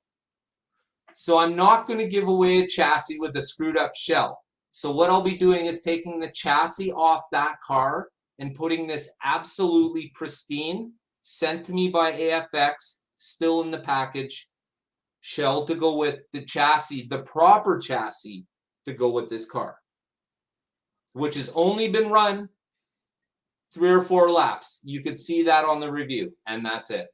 It's parked since then. There you go. The only question is this going to be the car for next week? I guess you're all going to have to find out. Oh, cliffhanger. Dun, dun, dun. Can you tell I'm from Canada? Yeah, right? Tim Hortons, and normally I'd have my CBC mug with me. Slot Valley Racing on one side, CBC on the other. There you go. Awesome. Yeah. So, like I said, and I'll tell you why. Okay. So, I used to give away lots and lots and lots of HO cars. I actually gave away $2,500 worth of HO cars Oh, wow. the whole time I was, well, up until 2 years ago. Now, certain people I find like to take advantage of things, and one of the things are, like free stuff. So now people get to earn it. And Yeah, I think that's the fair. prizes get Fair. better, and bigger and more worth it. But you don't need to really give stuff away. I find this community really, really just loves the info, the tech, the camaraderie. We're all brothers hanging out, enjoying what we love to do, right? So, and by the way, this is what the car looks like when you're done with the kit that's available. So if I understand it correctly, I don't mean to just if I can just slide right in there. You betcha. I was having a it's funny that this comes up now. I mean, I know you had mentioned it before, but as I pick up information here and there and still like learning stuff, I was speaking to Raul and now I'm speaking to you about it. That kit actually, the reason why you'd want that on your car is to help it and get it to perform better, Mm-hmm. right? And that was something that was recommended to me for this squirrely guy, to bring him up to speed, right? So the whole reason why I want to do 2 classes of Carrera car, one, which cars are good right out of the box and which ones need maybe a little bit more attention. That kit that you're giving away would potentially, if not, I mean, as proven, I think Raul did it on his channel. It just improves the performance of the what I consider Class B cars of Carrera, because they can't all come out exactly perfect. So it's kind of like the next step up. Thank you, Alan. Yeah. It's kind of like the next step up of okay, fine, I put some silicones on here or whatever. I've greased I've sanded down the axles. I've greased the gears, and I've put oil on the bearings. Now what else can we do? Okay, we can maybe add or take out a magnet. We can add some weight, and then the inevitable next step, if you're not, we can change the motor, right? That's right. So these are all things I'm flirting with to be like, well, one of them I do. Obviously, I tune up the cars, and then what do I do next? Do I change out the axle kit completely, or do I change out the motor? Now, if I change out the motor, does it over compete with the cars because it's going to be too fast compared to the standard motors in my Class A's, right? So there's all these things back and forth. So that kit that you're giving away is a proven, I think, this point, really good upgrade for cars that you find. I'm just showing the KTM because this is my beast to deal with, right? This is my trouble car. But it's a proven way to upgrade your car without having to go into the whole Revo slot world, which is great. It's fine if you're into that, but without having to step too much away from the hobby itself into managing your cars, correct? Yeah, and you know how Raul, he timed it. But what I did was I took both the cars in the DTM set. I set them to go by themselves on the Carrera Digital. Yeah. Then I took one car off the track and worked on it. Then I put it back on, and this car had to start in front because it rear ends the other car right off the hop. Wham! So I figured that was the best way and most equal way that I could do it without getting into timing, because Raul, he's got that figured out. There's no way I could time it perfectly like he did. But I figured if I start both cars digitally going the same speed, and then I work on one and put them both back on the track without changing the chip or maneuvering any settings, technically it's the exact same car, just with the new back axle in it. And like I said, this car goes right away, rear ends the car in front of it. Wow! Like, there you go. Kind of shocking. I call that I did a video of it, so there's a video of that too.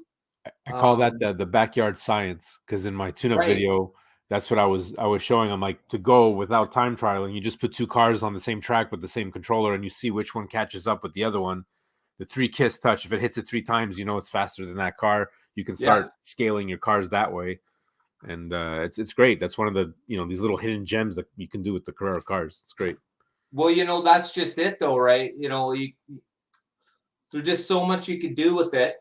And then, the question is, though, for home tracks is how much money do you want to put into it? And what is your price limit? Like, let's just say this car right here, this car now, for me as a Canadian, I paid $80 for this car. So this car is now worth 120 because of the actually $50 for the kit delivered. So this is now a $130 car. So do I want to buy this car, or do I just want to buy, you know what I mean? Do you want to, you could buy a Revo that would run better than even, this car. My Revo's run way better than this, but I can tell you this runs way better than the rest of my Carrera cars. Right. And it's, it's purely because of this absolutely excellent axle kit. It's fantastic. He's got a great thing there, Oscar. But I'll tell you what I said to Oscar, and I was honest with him, because that's why I feel my crowd comes to my channel, because you can have other people lie to you at other channels. So what I told Oscar was I felt that his pit kit was a little bit expensive. Okay. Now, this is me conversing with him behind the scenes and stuff. And that being said, product is absolutely fantastic. There's no problems with slot and bait. Man, they're great. Axle bearings, fantastic. The way Oscar dealt with me, fantastic. Price-wise, I'm Canadian, so it hits me different. I think it hits every Canadian different, because what these vendors don't understand is when it gets to our door, usually whoever's delivering it has their hand out too. Yeah. Being customs fees, brokerage fees, right? Now, as Canadians, we learn to work around that. And that's why it's so great talking to so many Canadians and having so many opinions, because we're all experiencing the same problems. Raul the other day was talking about Pendle Slot. He can't order from Pendle Slot, and neither can I. I figured that out a long time ago, because it comes to our door after paying $130 for a car, comes to our door, and the mailman wants another $35. Or of course I could always send it back and say, no, I'm not paying for that. Yeah. Right. So, and when you're already literally sitting at your door waiting for it to arrive, I don't know.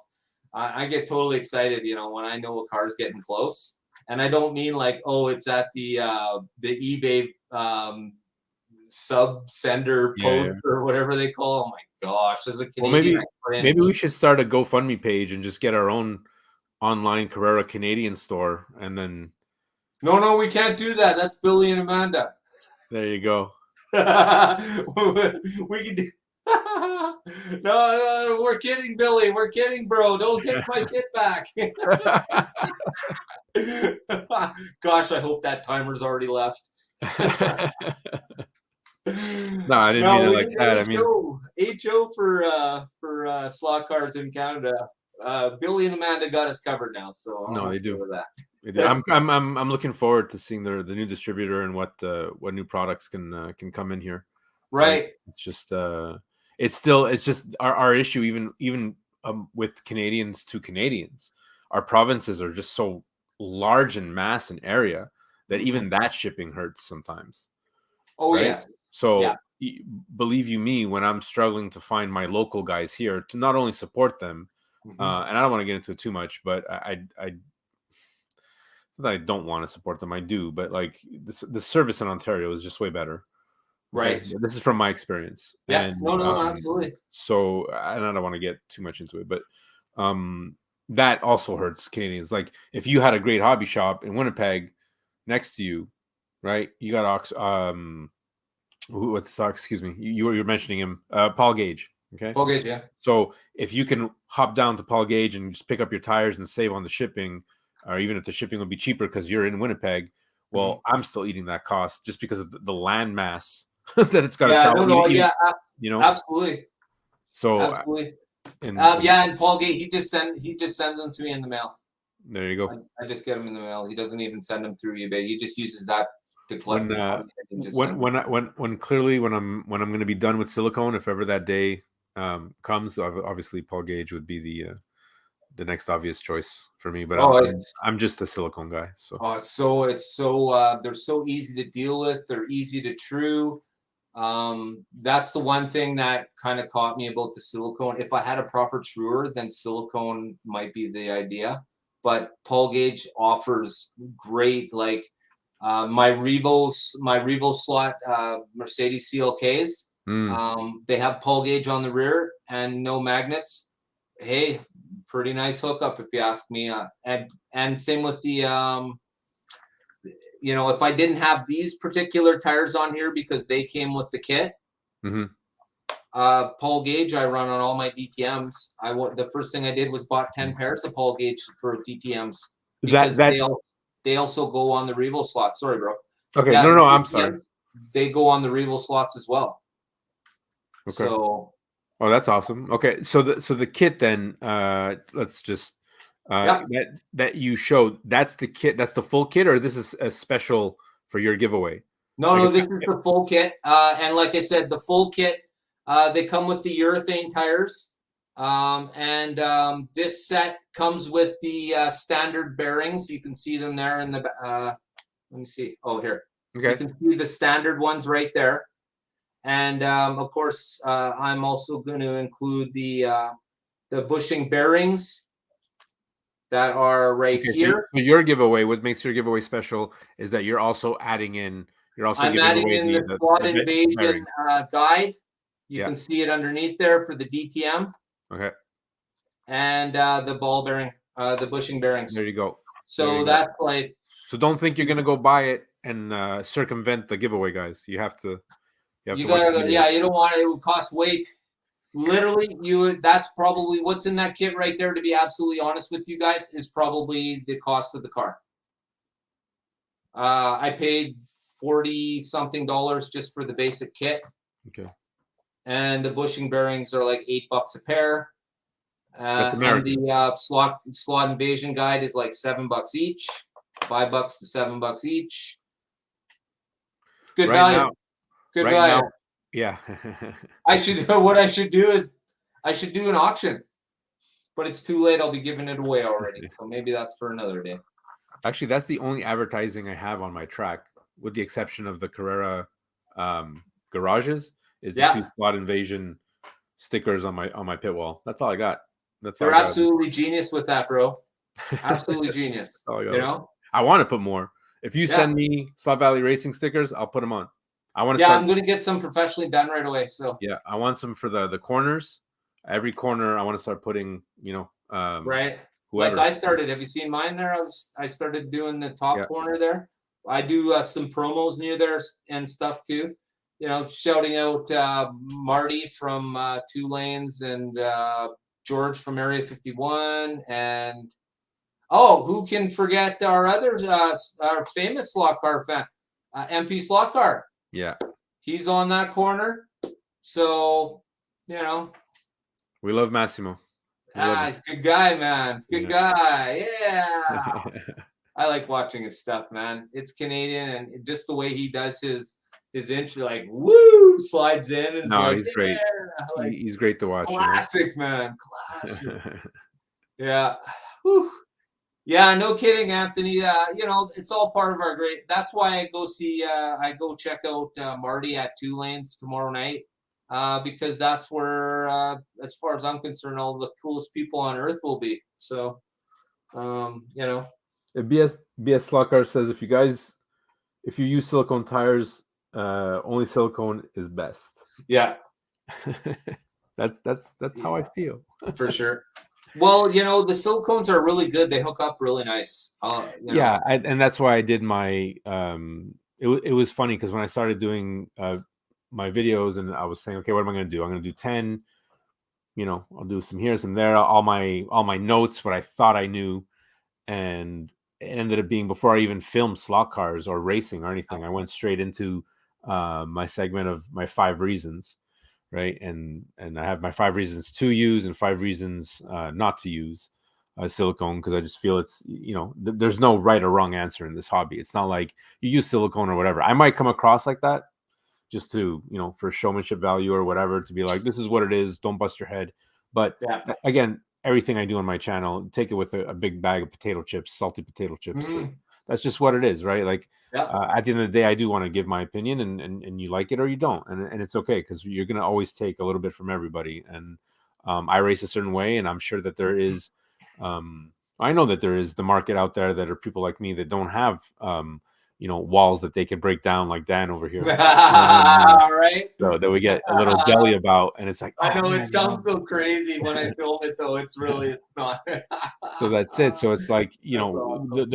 there is that market for guys like us who are just, either by choice or just by, it's unfortunate because the tracks have to stay small, because Carrera does 124, which is so great. You're like, oh, I'm getting 2 tracks in one, but it looks great, but you're so restricted, and it's such a space hog, and that's what it is. So I feel like I want to help, not to represent, but help represent those guys out there, to be like, yeah, I'm going through these struggles too, and let's try to keep it in the box.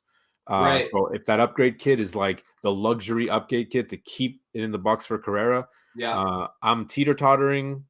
That DNA slot cars showed that F40 with the Momo, and my nostalgia just went out the roof, and I'm like, I have to get that car. Am I ready to make that jump?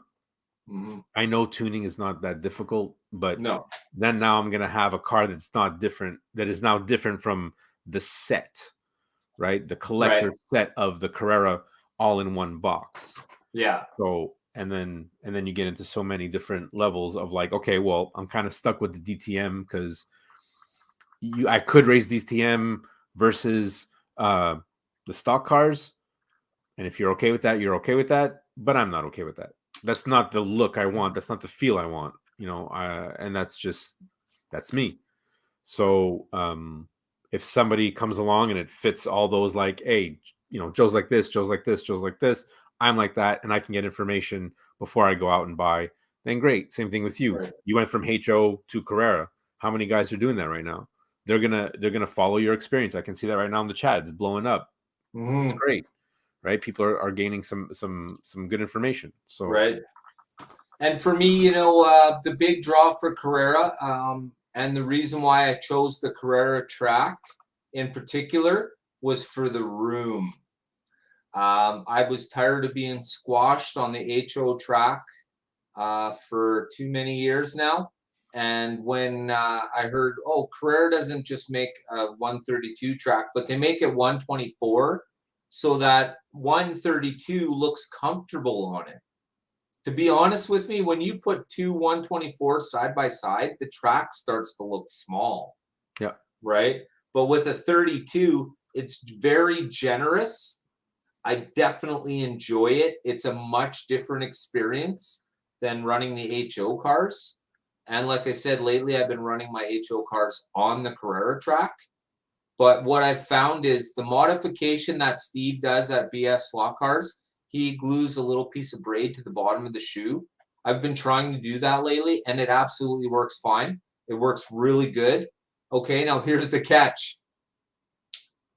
When I use them on the Carrera track, they work really great with the braid on the bottom of the shoes. And then when I take them over to the HO track at Slot Valley Racing, they work even better. Because the braid is sliding across all the connection pieces that HO track has. Nice. And they're really hard on the cars. You could hear the cars clicking over it as they're going around. And this braid, it cleans the rail, because it's like a Brillo pad. Yeah, no kidding. And it's, oh my gosh, super smooth running. And I'm gonna make a video on that too, but I just wanted to mention that while we're talking about the world of incredible slot cars. That's awesome. Yeah, awesome. All right. So if anybody have any questions for Joe?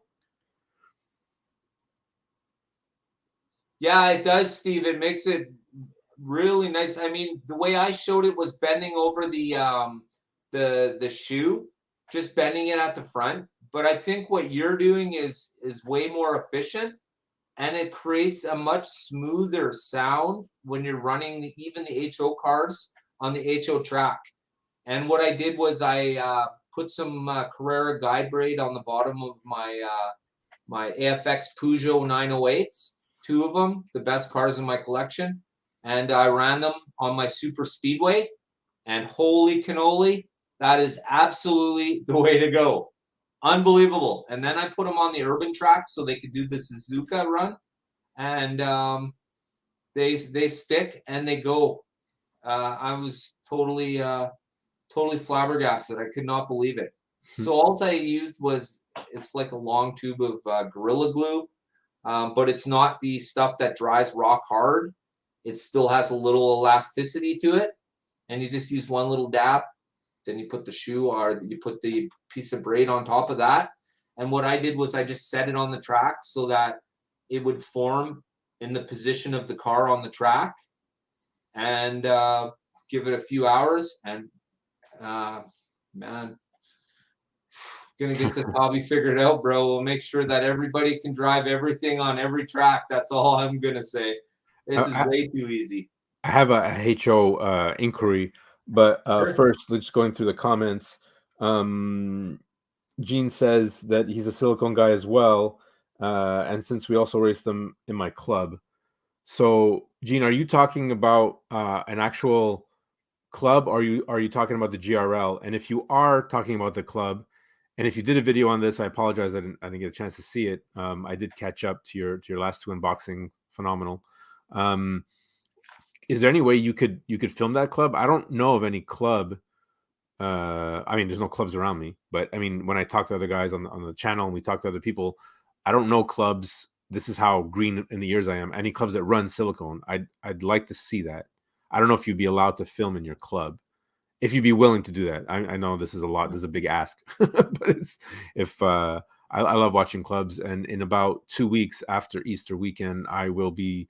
I am scheduled to rendezvous with Raul and Massimo, and they will be taking me to my first slot car racing club. So I'm going to be really excited about that. Yeah. Basically, hopefully they're not going to beat me up too hard, but I think it should be good. It should be good. But Gene, yeah, I mean, I'm reading that and I'm like, you got a silicone club? It's like almost, for me, never heard of. All these guys talk about foam tires on wood tracks and urethane, and we don't want silicone in our clubs. So that would be pretty cool. Unless you're talking about the GRL, then that's all really awesome too. But then I know about that club, so. Well, racing club, yeah, actual club.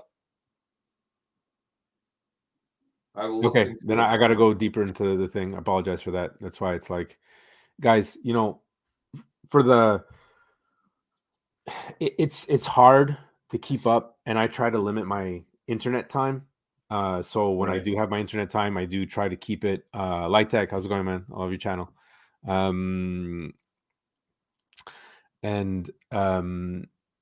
I try to allot myself so much time to the channel to make sure I'm caught up with any comments or replies that I feel I need to respond to make sure everyone is understanding that I'm listening to you, and I appreciate all your comments on my channel. So there's that. Then there's the time allotted to be like, okay, I need to watch, not because I feel I have to, but because I want to watch these, so I see Gene's videos and it's like, you're in the car, you're at work, and you're like, oh, new video. Okay, great. So a lot of my notifications are off. Just in general, I have a family chat that just won't shut up. So I had to turn those off, right? I can't not have my phone vibrating all day. It's just a distraction and trying to like keep technology away from personal life. And that's a whole other, thing. So keeping a healthy relationship with the internet. So, and this comes with the hobby of going on YouTube, whatever. You have to, if you want, I mean, it depends on what kind of interaction you want, right? Yeah.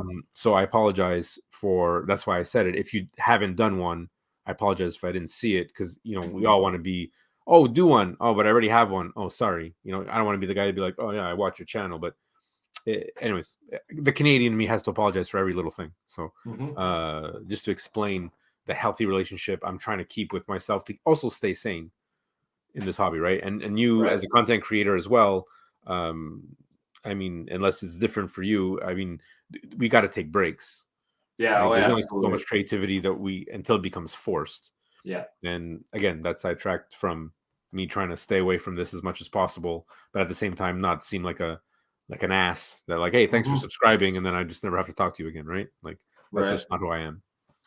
No, I pride myself in responding to every single person who sends me a message. None of us are big or beyond that. I certainly think that we should all make time. I go across so many channels, and I find in the slot car related creators, most of us do respond to literally every single comment. First off, it's just polite, Mhm. man. You know how many I've visited quite a few channels where you leave comments and you can look at the comment section and nobody's gotten back to anybody. It's like it's already been 2 weeks. It's like, do your subscribers not matter that much, or Mhm. are you just too busy? Maybe you're too busy for a channel, even, right? But You know, as you get higher up, I mean, I don't expect, like when I started, right? There was Johnny Hobby, and even hi Chris, and even MP Slot Car, and I know following other channels, gaming channels, whatever, you're not expected to be answered when you have 1,000,010 oh, comments ripping, right? Like right, it's really, really hard. And I'm not saying that that's our case here, but at the same time, just to filter through whatnot, I can just only imagine what the guys 3K and up, 10K and up have to filter through. I don't take the insult, but I'm just like, I'm just happy with the heart. Like I don't want anyone to think that like, hey man, I read your comment, I appreciate it, and that's the easy thing. I've gone back actually to a few of my comments where I'm like, oh, I can reply to that. Why didn't I reply to that? I just put a heart. right, Maybe at the moment I'm like, oh great, thank you. I don't have time to do the whole thing, right? Like how many times can I say right thank you? Like it's appreciative, the heart, and that's what it's there for. So as right. long as we're on the understanding, Yeah. No, that's absolutely correct, man. And you know what? no. Also, people don't understand that, so I don't know, you probably get a few thumbs down here and there. But keep that in mind that YouTube is not keeping track of how many thumbs are up or thumbs are down. That's just a visual representation of how many people are interacting. So what the thumbs down people are not realizing is it's an interaction that YouTube looks at in a positive way, right? Because it's an interaction that means they've watched your video or at least looked at it and were visiting your channel. So always keep that in mind as new creators. Don't get down if someone doesn't like your stuff or thumbs down you. Always remember that it's an interaction with your channel. That's the whole point why we always hit the thumbs. And please, guys, if you haven't hit the thumbs yet, please do so. And that's the reason why we always share and we always make comments, because it's inter-channel interactions, and that is what YouTube is looking at. For the last 2 years straight, I've done an awful lot of research into the YouTube Creator Series. And for yourself, Joe, as a newer creator, I really honestly suggest that if you want to grow your channel and have knowledge of why it's growing or how to grow it, you should follow the Creator Series. They put one video out a week. It Okay. certainly wouldn't kill anybody to watch it. And I can tell you this much, I've gained some very valuable information from it. Now, as a new creator, and being the fact that I've done this before and talked about this before, I want to give you one piece of information that'll help you grow your channel. Shorts. Okay? If you make a video, make 3 shorts to go with it. Okay? Now, the reason for the shorts is 1/3 of all of your traffic will come from people you made no effort to join your subscription, right? For a short, you put the coolest music possible attached to the shortest video that you feel shows the most about what you're trying to convey, Hmm. and then you put it out there. and that'll probably garnish about 500 views, somewhere around that area. Usually figures out. Every once in a while you hit one that goes a little bit more, a little bit less. But the slot car community, you're not going to go viral, at least not yet. We're still working on it. We'll get there. And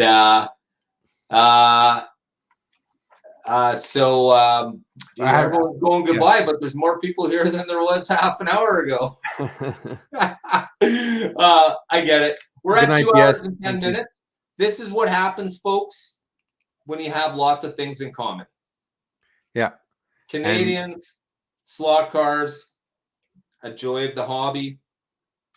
So going back, I'm sorry, I'm full of questions. I know. Hopefully, I'm not coming across as like cutting you off all the time, but I want to take this opportunity to suck that brain power out of you and get all the information I can.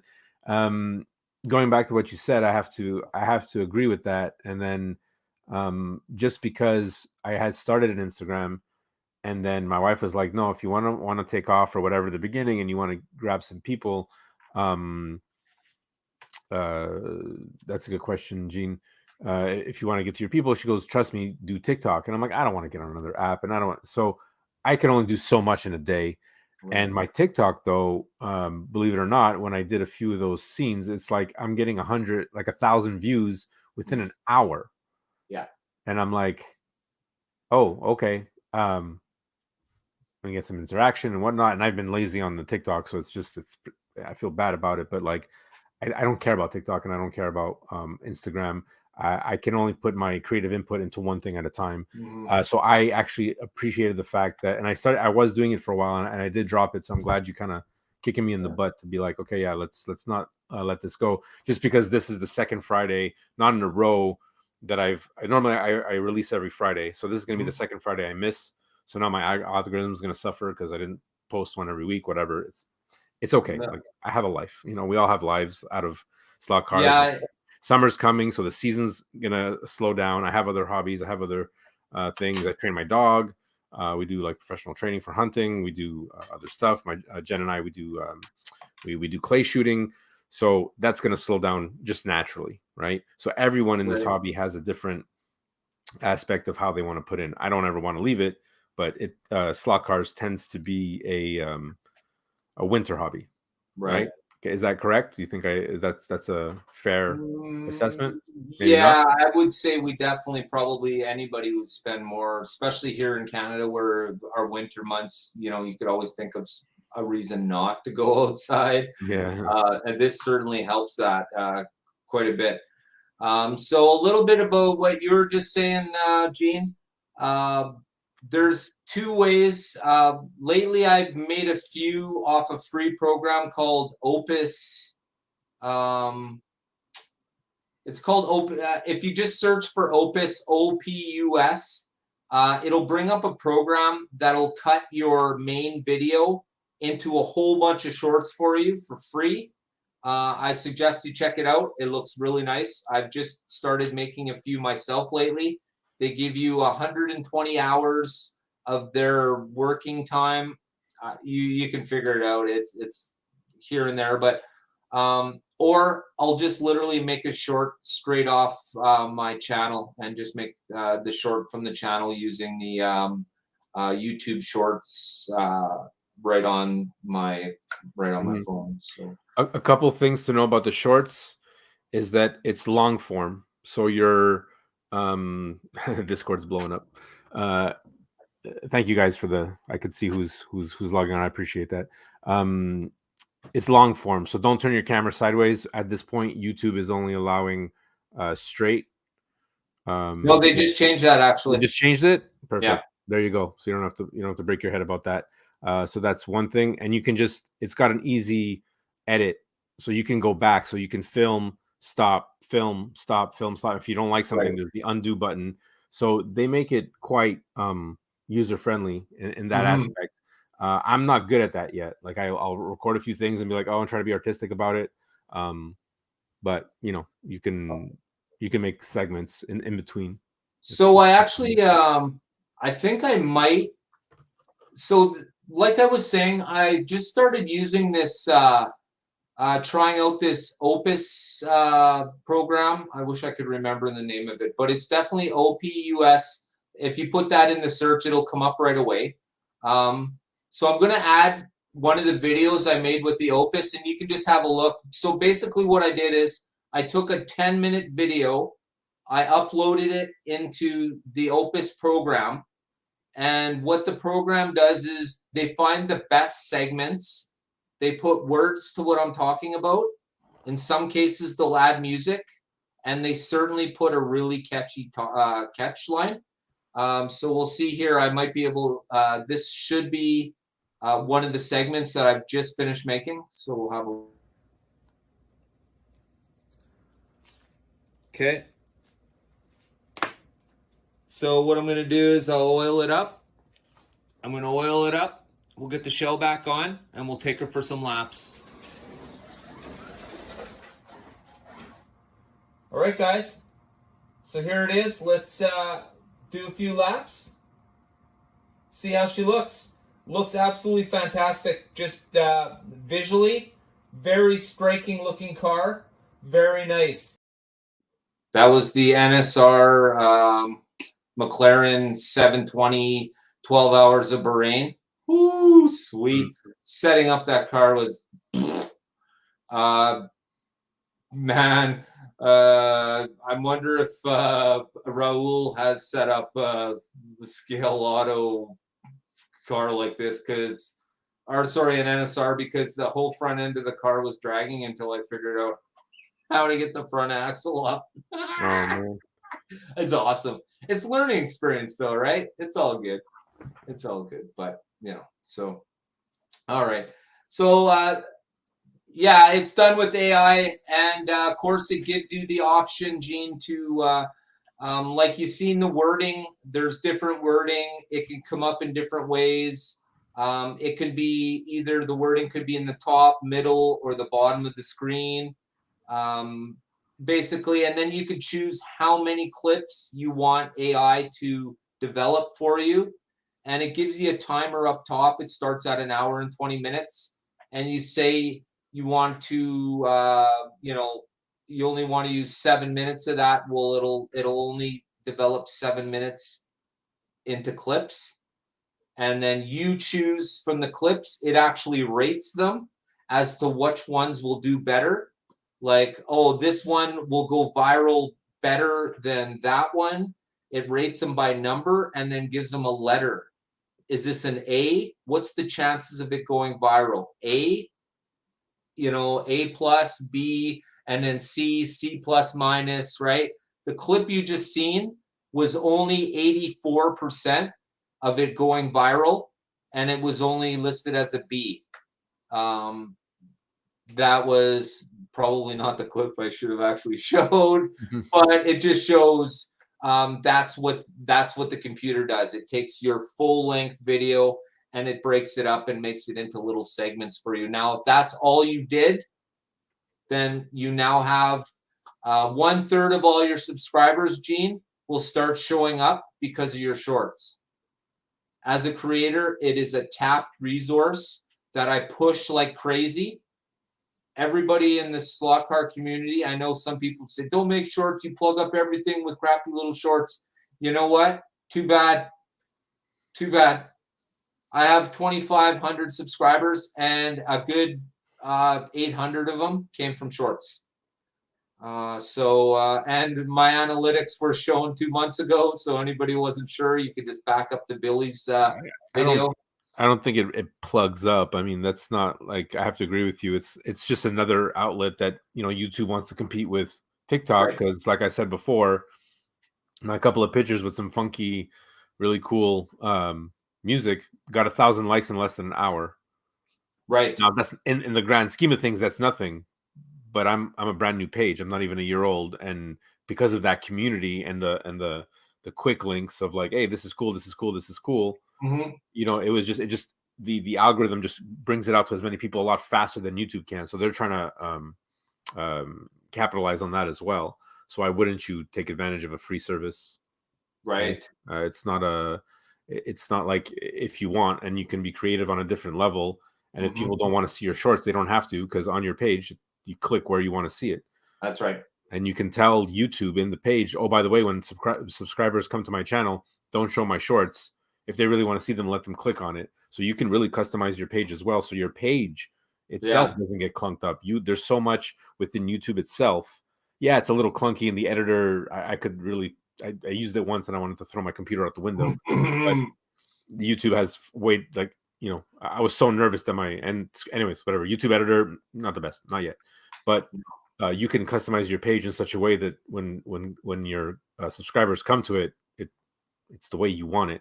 So don't say it's clogging up the page. You didn't do your editing properly. You didn't do that little bit of, and that's not your fault. I mean, you have to look that up, and there are pages explaining, hey, how to make a nice subscriber page, right? Like just that much effort. That's all.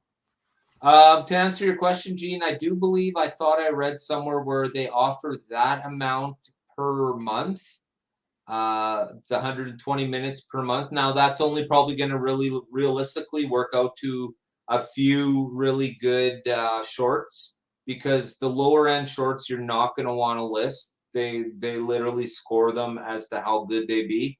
So the closer they are to 100, the better they'll be. So you probably aren't going to want to choose the 70s, the 60s, certainly nothing lower than that. And you'll know what I mean once you try it out for free. It's all free. Try it out. Make some fantastic things. Even if you only get the 120 minutes that they offer from it, then now when I say 120 minutes, I mean I feed in a 12-minute video, and I asked them from that 12-minute video to make me 7 minutes of usable shorts. Then that 7 minutes will come off. Now, if they're not able to produce a video, which happens if there's not enough talking, because it does require at least 30 words of verbal dialogue. So if all you have is music and a car spinning around on a dish, this is not for you. You can do that yourself with YouTube Shorts. I do it all the time. Please feel free to watch some cool music. Hey, you know, get some out there. Get some out there. You know, so okay. Wow. 2 hours, 22 minutes, and 22 seconds. Hey, unbelievable. Fantastic. Hey, Ted. Awesome. This guy said he would be here today. He just got here in time. Thanks, brother. I appreciate it. We talked about a lot of cool stuff tonight. So remember, guys, I know this is a lot. I know this is a lot to watch if you're re-watching it. But it's okay with me if you watch it at 1.5 or 2. Okay? Yeah. Put it to the side. Of course. And watch it at 2 times, right? Because let's face it, we're literally listening for keywords and cool stuff happening, right? Otherwise, it's nice background.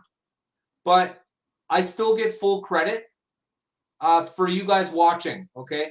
So, you know, try not to watch for 2 minutes, get bored, and shut it off, right?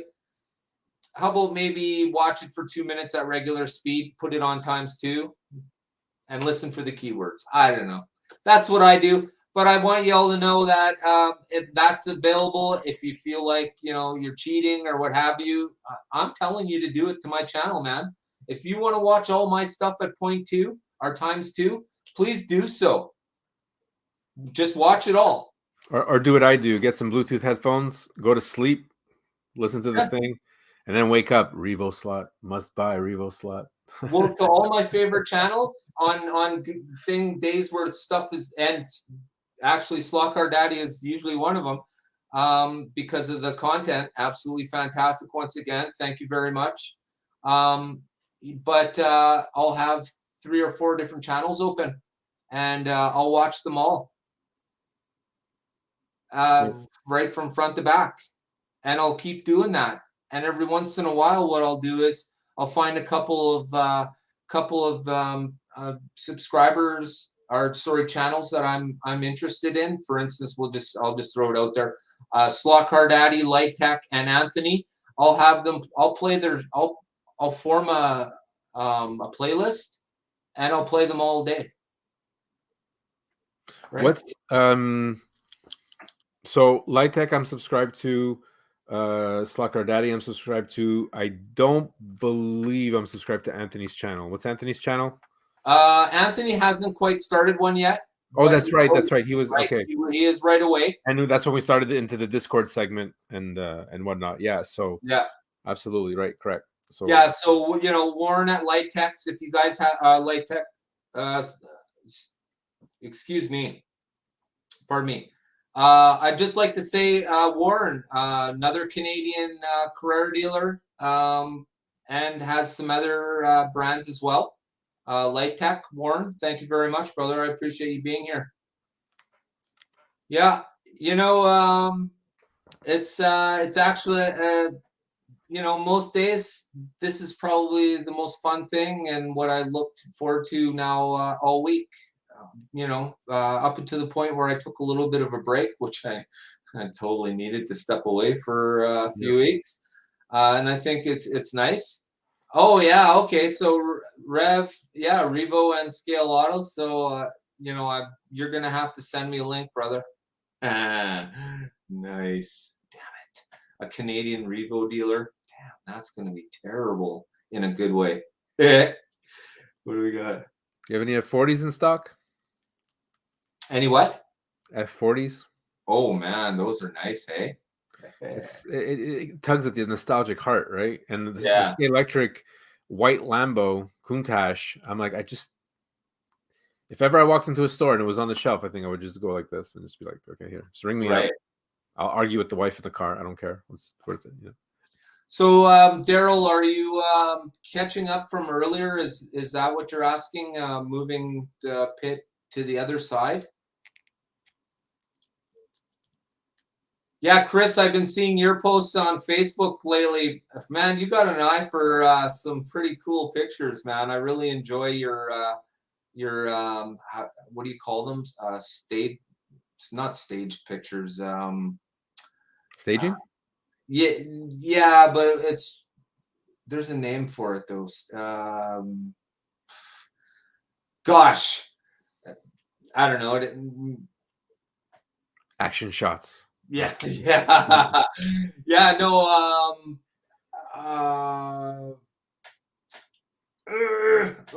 okay, staged. That's not the word I'm looking for, but I don't mean like I mean like in a good way where they look great and everything's always in its place, kind of thing. Mise en place, everything in its place. For those who know that, yeah. Just looking forward to. I really like that kind of stuff. I'm big into posed. Is that the word? Yeah, posed. Exactly, posed. Hey, Steve. Thanks, brother. Steve, are you the guy who added the lights to the AFX or the Aurora vans? Oh, this is the coolest shit, man. If it's Steve's the person who did that, this is some really cool stuff. And if it's not, we still appreciate you. Yeah, you're still cool, and we want you to hang out as long as you want, but the conversation with you is over. Yeah. Yeah, I'm gonna ignore. There's a comment right above it. I'm just gonna ignore that comment. Oh, it won't sound good on the mic. Let's hear a drum solo. Oh yeah. Yeah, sorry, I should be like hiding it like that. Yeah. Jam night. I'm trying to get my guys to. We're experimenting on it on my my Facebook page. I got them over coming, and we're like, okay, let's work on this and see if we can just get an open jam night happening. Another way I get my creative out. But awesome. I had a roommate when I was like, from the time I was like 19 to about 25 or 26.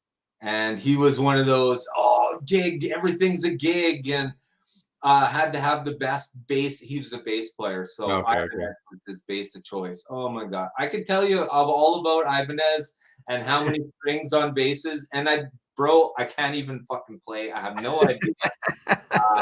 To me, it's still just a big fat guitar. And here my wife works at one of the biggest music stores in Canada. And I just, That's where I got the shirt from earlier, by At the way. B&H? Um, I'm just uh, making guesses here. uh, Steve's? Long and McQuaid. Long and McQuaid. B&H Long and McQuaid. So they're there too, they're there where you are as well. So Yeah. Steve, I'm going to be doing a segment about innovation with slot cars and stuff. I really think what you have there is some pretty cool stuff, and I'd like to showcase that if you'd like to join me one day. If you're interested, you can find my email on my page at YouTube. That's up to you. The hand has been extended, and I'd appreciate you if you join me and we talk a little bit of innovation, because I think what you got there is pretty cool stuff. And I think even some of the people who are here today and don't have HO slot cars will find this is really cool, because what you did to those vans, that could happen to any slot car whatsoever. So when I seen you preview those with Kenton, I was watching that show. Kenton's got a good show there too. HO Slot Cars and Trains. Make sure you check him out. He's a pretty cool guy. He's got a good show going on. He's got his Thursday night show me your track.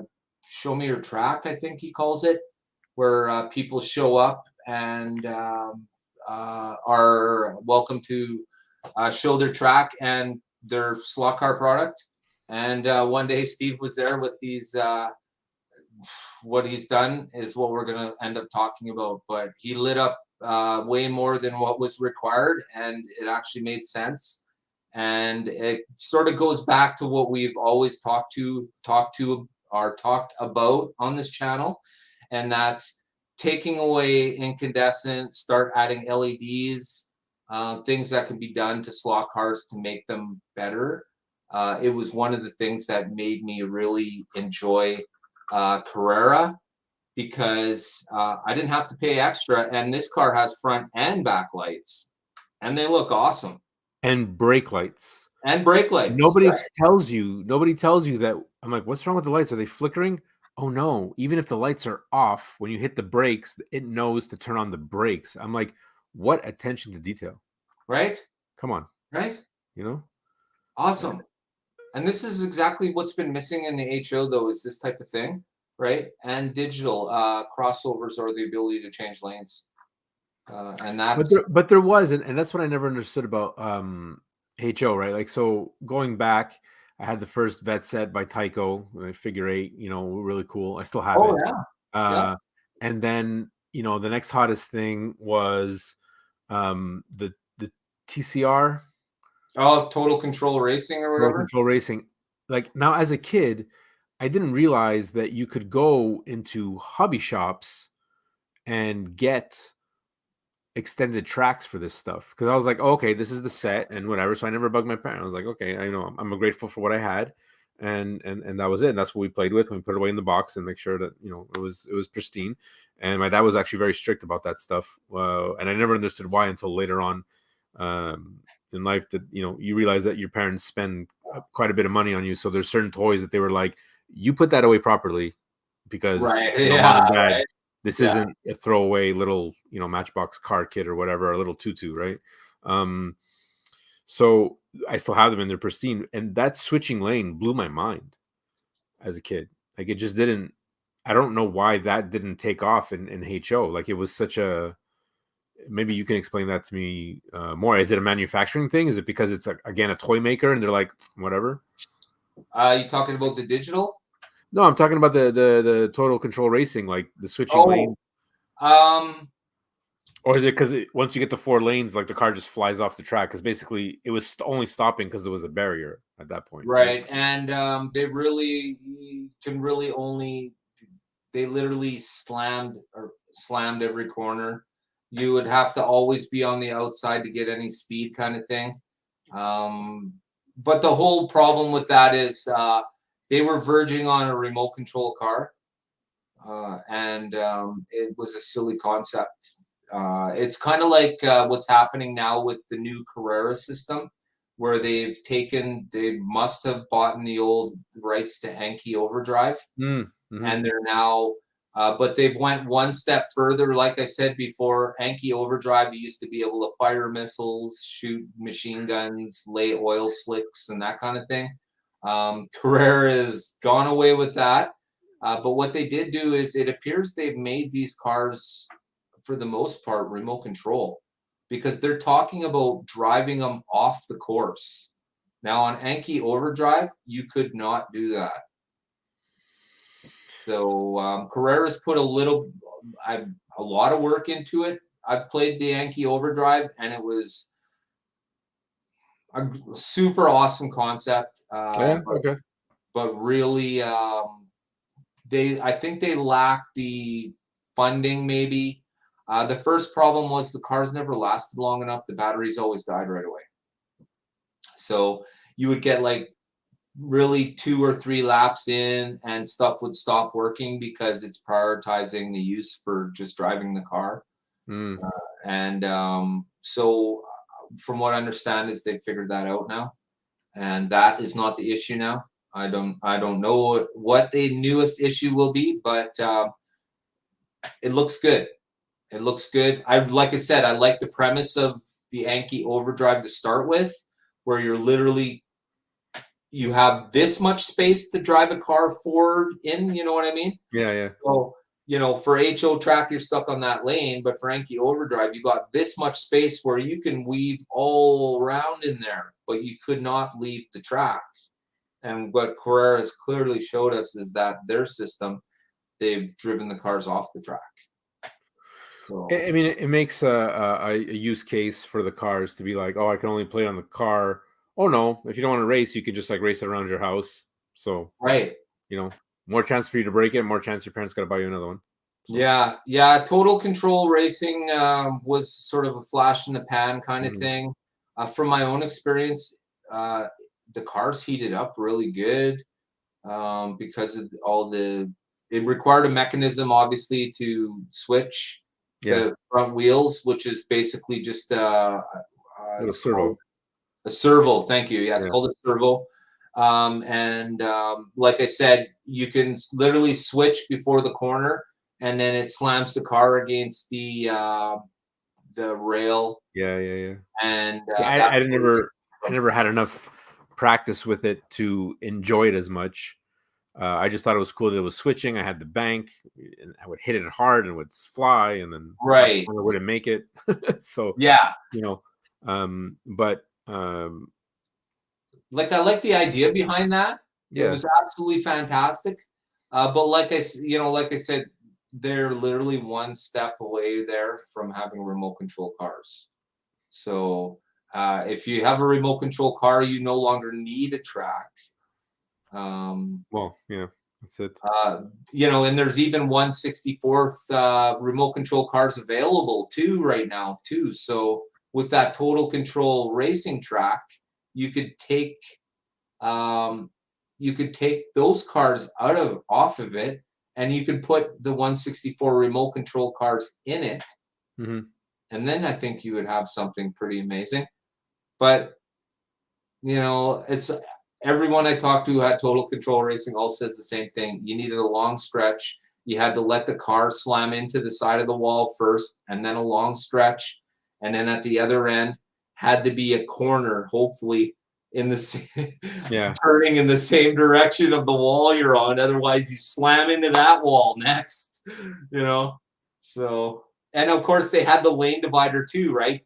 To stop from when you go into the corners. Yeah.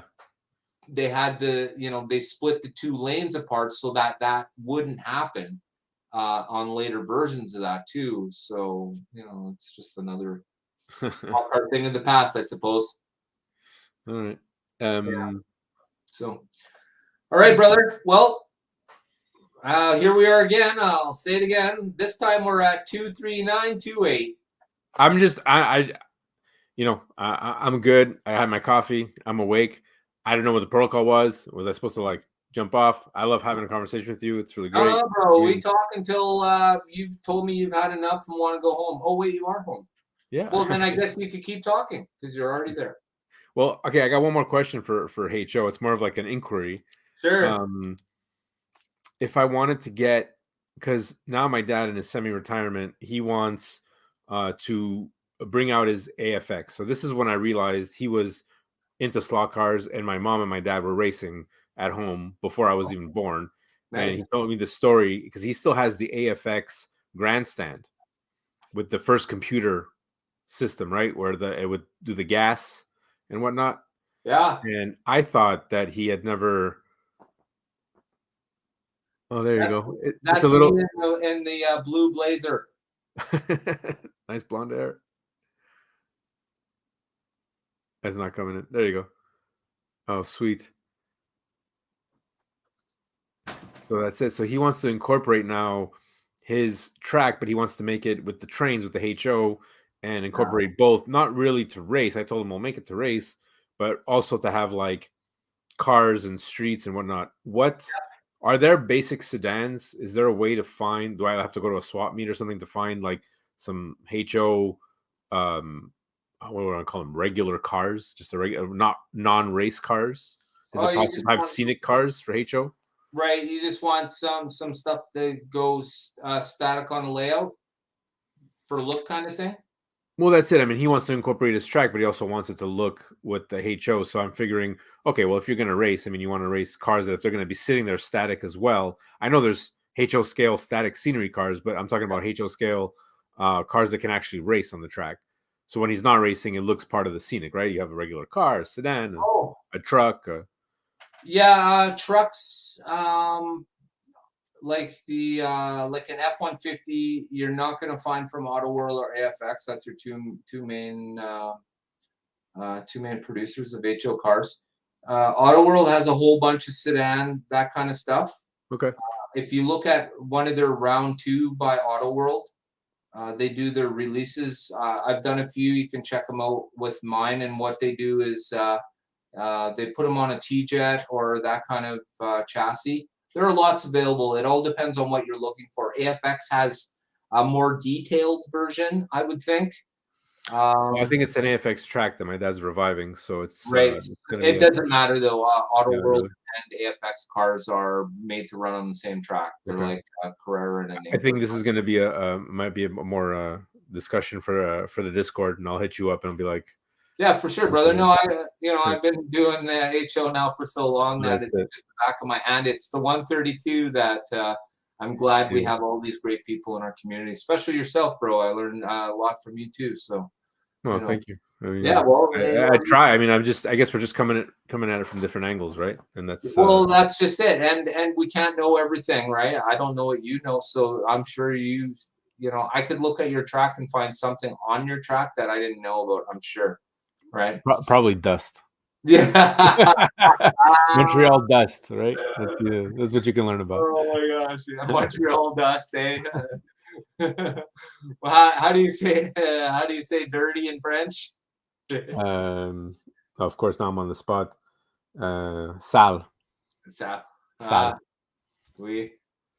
We, yeah, Well, I'm okay with French. I can do a little bit. Like when yeah. Claude comes in, I always say bonjour because I know he's from Quebec and You whatever. you you know someone on your channel that's from Quebec? Yeah, Claude. He's here all the time. I'm surprised he I wasn't would here love today. to hook up with Claude and talk with him Yeah. to maybe give me the ropes of like what's happening in Quebec. I mean, I know I'd have to go into a French club, which is fine, but Oh, he's like the one that's actually sending me the he's gonna send me a tire tour to test out for to try and let everybody know what it's like. mais Monsieur Claude, j'imagine qu'il parle français ou est-ce qu'il parle anglais aussi? Oui. So he speaks English to you or he speaks French? He speaks English. He speaks English. Yeah. Are you communicating in English? Yeah, I for can the speak most French. part. It's not a problem. I'm curious because how do you know it? Like, okay. Yeah, no. How did I know he was French? Well, first off, he said he was from Quebec. His name's Claude, and he was. I think he was actually talking. French in the comments one day, and I picked up on it because here in Manitoba, we all learn French. It's mandatory until like grade 9 or 10 or something like that. So, That's pretty far in. That's pretty good. yeah. Pretty good. Well, I can understand when someone's talking. Usually, I can't. I could say basic French. I can make you feel like I'm not an idiot, kind of You're not thing. Like, bonjour, comment ça va bien, merci. perfect. Door, No. window, and that kind of thing, right? Like, frogs, animals, les grenouilles, If you could, une grenouille, une vache. Come on now, frogs and no, cows. I'm not laughing at that. I'm not laughing at that. It's just we call. It's just funny. It's just Yeah. the French language has some funny words like gargoyles is gargouille, and Oh yeah, or and seal. the shop the tool shop is le quincaillerie, Like, the kinkery, right? ah, Like it's just there's some funny translations there, and rubber is caoutchouc. caoutchouc. It would be nice if we all race. We're raising Okay, our yes, yes. okay, so this is something that I don't want to say I've been working on, but I've been tinkering with as an idea. I work at a automation company. Okay, Sarkar Daddy, and this has been my kind of like mental project. Okay, with using Arduino and Arduinos and stuff like that. I'm actually talking with Pete. He's got his plate is full now with some projects that he's going to be coming out with. But I got some guys at work that my idea is to take, and I took it apart, the Carrera controller, get it to talk to an Arduino, which will then talk to a computer, right? We'll just basically translate analog to digital, digital to analog signal, because I have a cousin in Toronto who wants to play with me and hang out and just like race. And I'm like, well, how can I get you on my track? We have internet, we have Arduinos. Let's just decode it. It's 4 signals on the wired controller.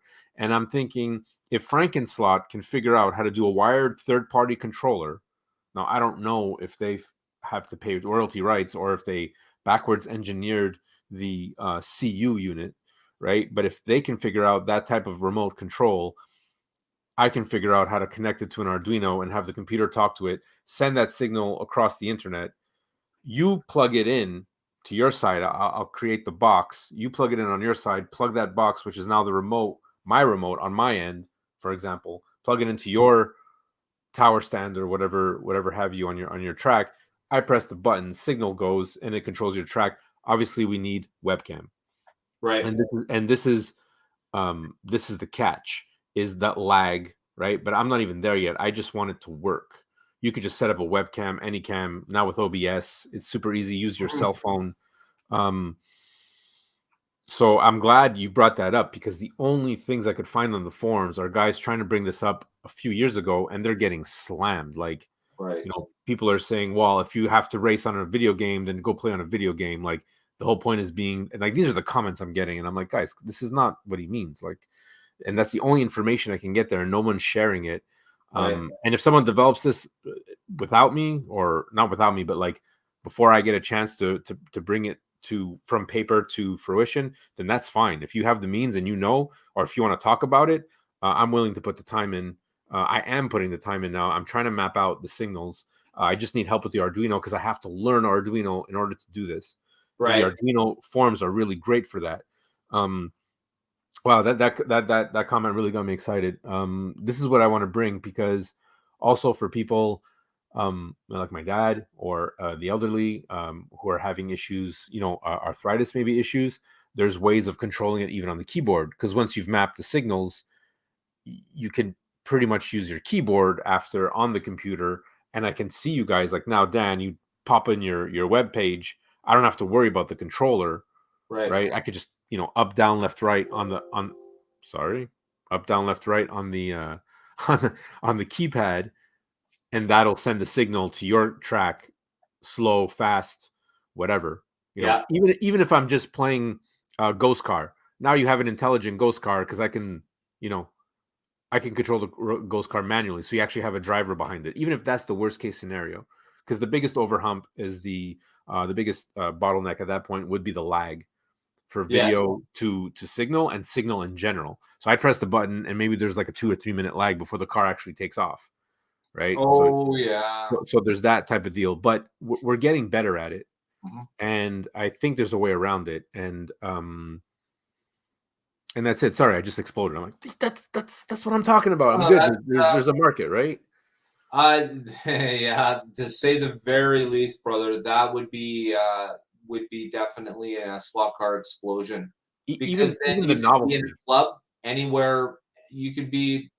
I could be part of Montana's racing club, sitting here in my basement, Hmm. right?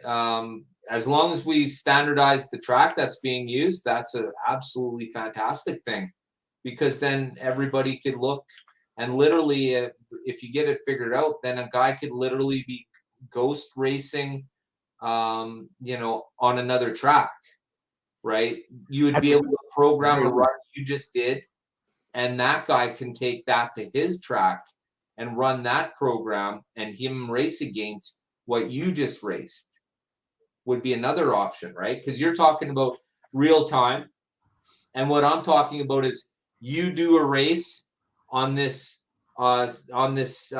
layout that everybody will have. You do your race, and then the computer will put that on the screen, and this guy is literally racing that race against you.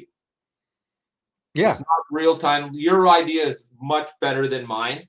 No, Um, but that makes sense. That's a use case, right? That's like, hey, Dan, I want to race you on Minnesota's track. Let's go right. log into Minnesota's track tonight. Okay, Yeah. great. And a buddy of mine was actually doing that years ago for RC. There was a warehouse that he was managing.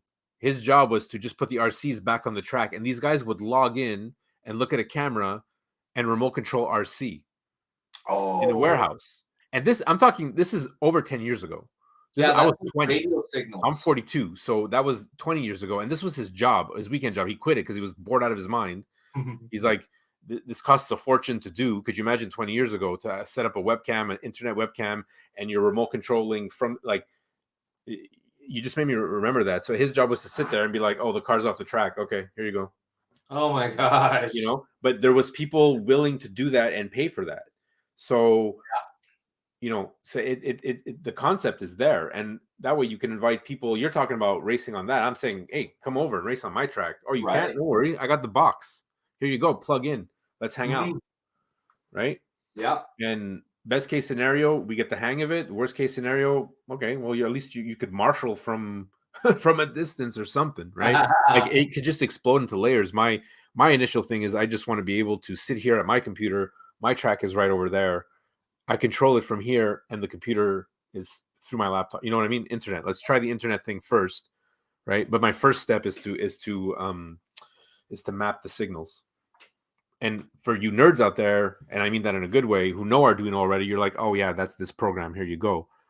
Meanwhile, I'm trying to learn it from the bottom up to be like, okay, I got to learn the language now. How do I control this? How do you map this? What program can I use to, and that's what's frustrating me right now is that I have to go through that whole process when I feel if I could just call the guys at Frankenslot and be like, hey, you figured out wireless. Can you just map it for me? I'd pay you. just give me the mapping and I'll do the rest.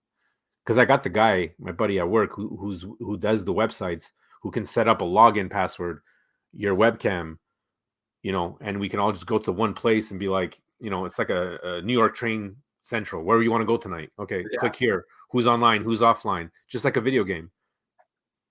I don't know. Am I talking crazy? Maybe I'm talking crazy. You know what? That actually makes sense though, and that would be kind of like so you would load into a room like Discord. You would get your racers together. You'd be using a host track. That host would have the cars. You would log in to one of the cars and race against other people. Okay, now you're talking about logging into that specific car. Clearly, let's say on the simplest level, it's just you and I. Let's use Okay. this as examples. Sure. Dan, I want to race on your track. I would make the Arduino, I would call it in the box, just like an axle box or whatever. Call it the Joe box, whatever, the PC box, whatever. I don't The care. Joe box. No, it's got to be Whatever. called the Joe box now, brother. No, it's whatever. Joe box. Axel because of the name. Right. I'm not looking for recognition. I'm just call it the internet box, and that would just basically Arduino would just represent or any type of whatever, it would just represent a controller that's plugged into the computer via USB, and then the other end of that USB is somebody pushing down on the plunger. Oh, okay. Okay. Gotcha. Or I was trying to map out the controller that the keyboard would be the remote, but that's schematics. But I'd be like, hey, I want to drive whatever. Let me try out blah blah blah blah blah car. Or you just have a set car. You'd have to program that car to be like, okay, you're plugged into channel 2. You set it up as if it's a real controller. I click on the thing, right? You program the car into the track. And analog would be even easier because there's no programming. You just plug me into channel 2, lane 2, and that's it. That's what I'm controlling is lane 2.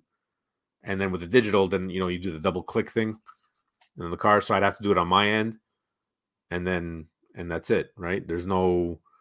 It's just you're just the arm extension of coding the car, but I'm the guy pressing the button. That's all. Would it be easier to map if you use the potentiometer knob?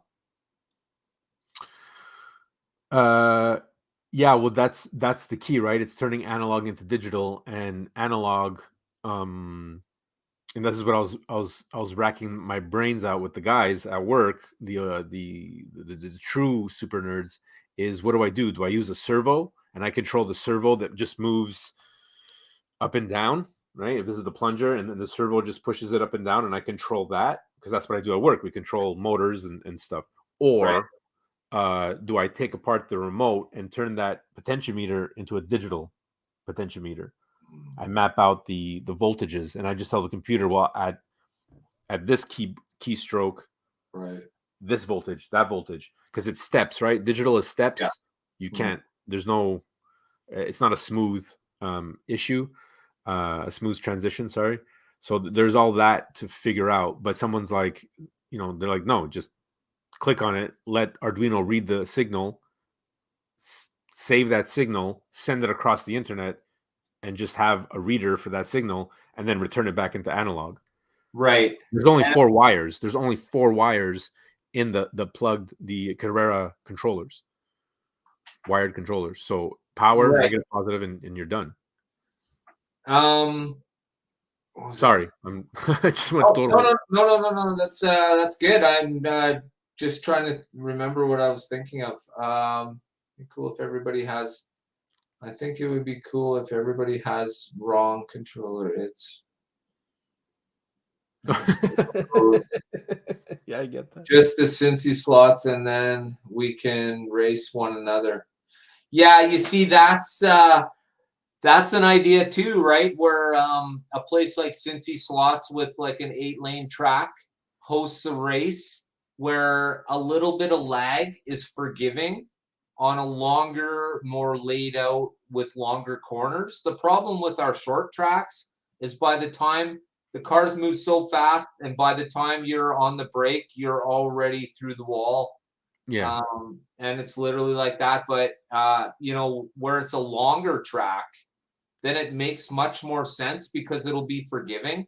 Now, of course, what you'll have to do is eventually on the track as such, what you'll know is after you've driven the track after a few laps, you'll know that you have 1 second to the next corner, 1 second to the next corner. You know what I mean? Like you're always on the trigger 1 second earlier or 1 second later. Not necessarily a second, but I understand. I'm just like, I'm still trying to figure out this short track, and now I got to figure out now you're trying to figure out how to host. But again, that's the great thing with digital, right? We can slow it down, right?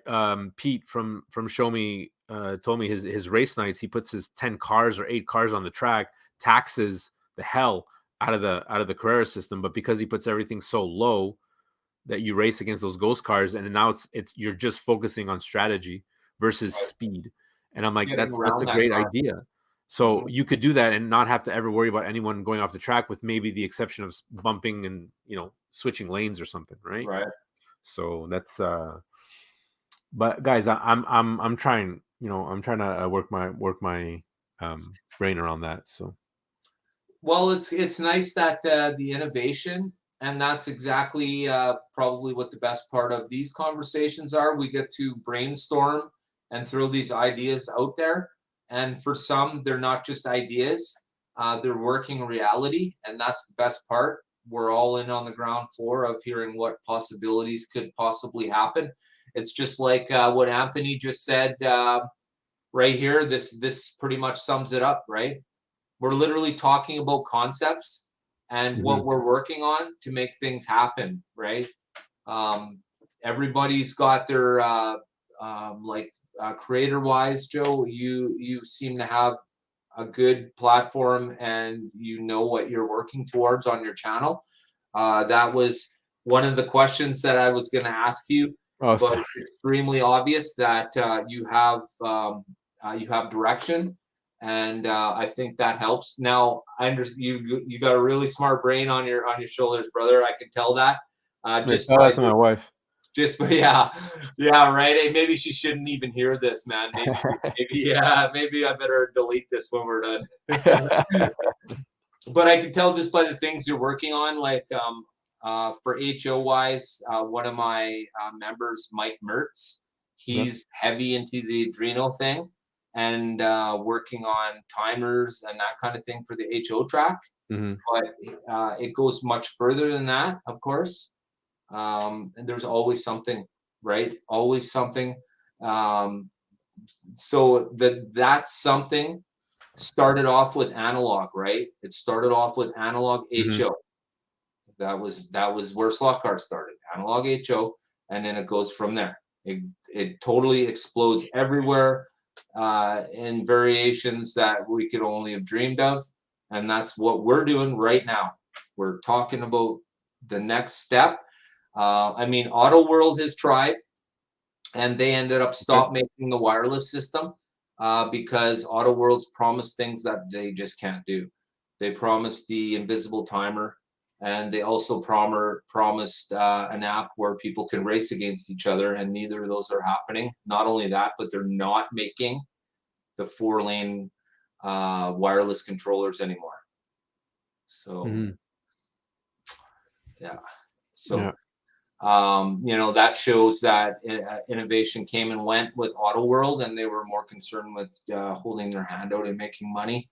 And I've talked about that already too. It's an HO thing. So Yeah, but sometimes when it comes to innovation, it's like it's always those wars, right? I mean, we can go back and talk about the beta versus VHS war, right? I'm aging oh myself and whatever, right? And stuff like yeah, that. DVD versus Laserdisc, HD versus Blu-ray. HD was far beyond Blu-ray, but Blu-ray won because of marketing, right? And sometimes technology has its place. Now that might not have been the best example, but like when I was looking back at those guys trying to innovate what I'm talking about when I was doing my research on, like, okay, someone have had to have thought of this. It's impossible that I'm the first person to think of, hey, what if I had a remote control slot car, right? And these guys were just being shut down. It was hard to read, and there's such a negative way of looking at things.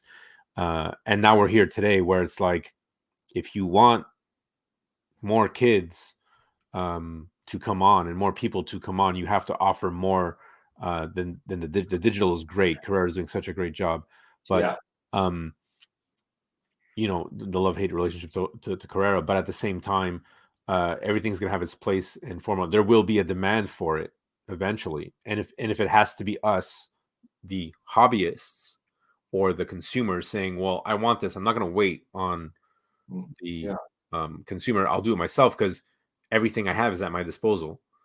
Arduinos are at our disposal. The internet is at our disposal. We can figure out this programming thing and just do it, yeah, right? I'm seeing these guys figure out ghost cars and turning them into AIs with sensors, talking back to the computer. Computer says, okay, this curve is coming up. Now you got to slow down, speed up. It's like, oh, wow, these guys are taking this to the next level.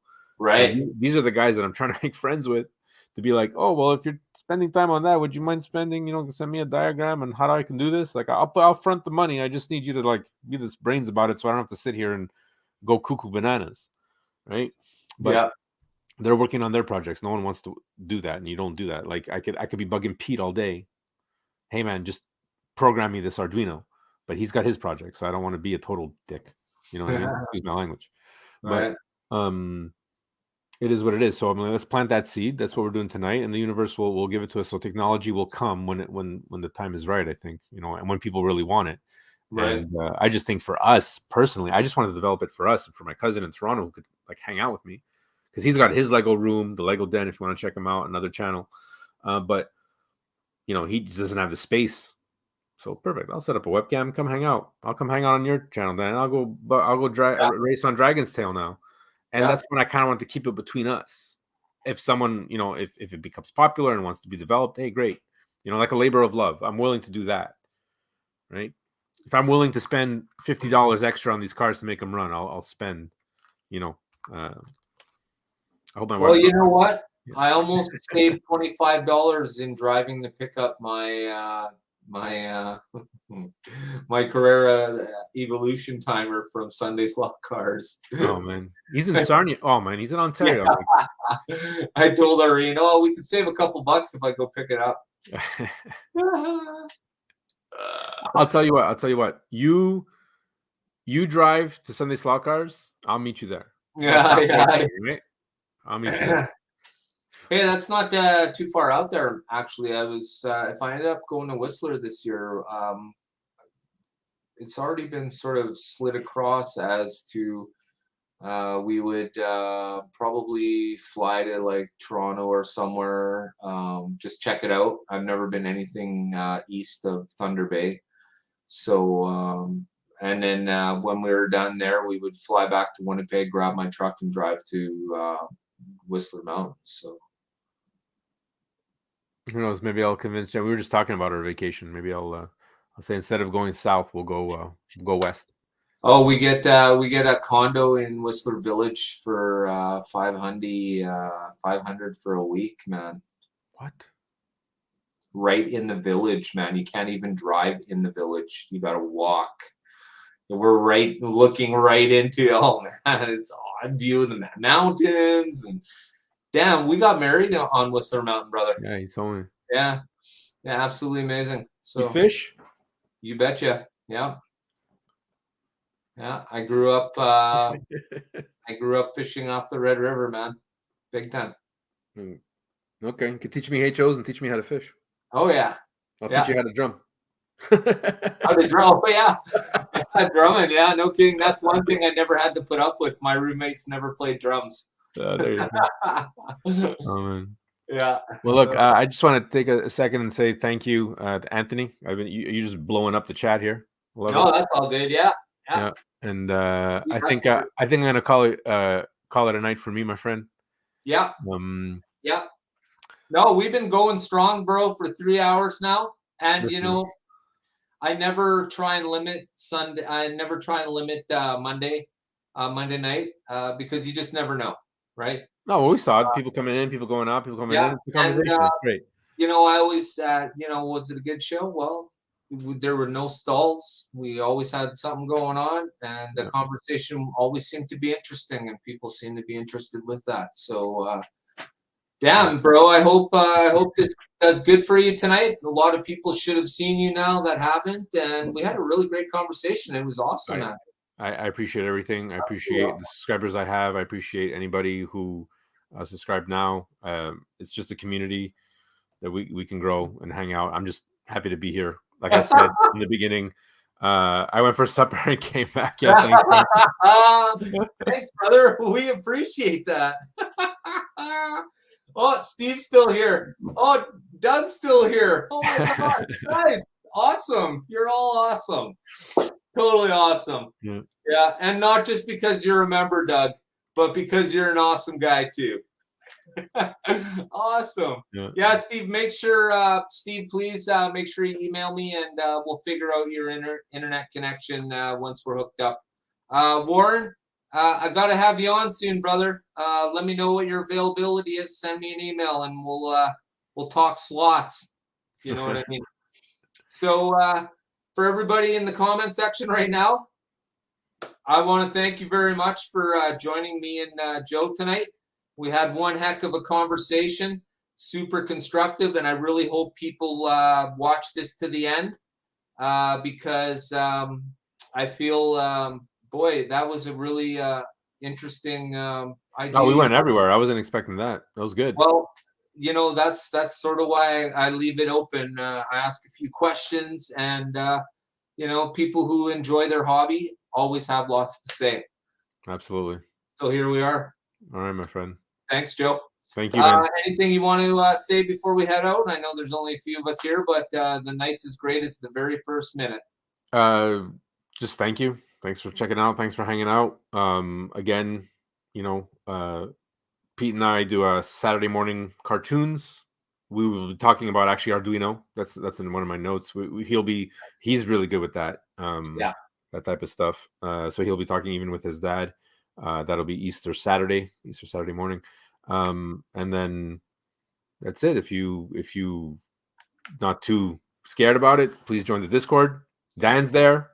Yeah, come bug Dan. Come bug all of us. I want to meet this Claude guy because I want to know about the Quebec scene. That's where I'm lacking. Thank you, and that's it.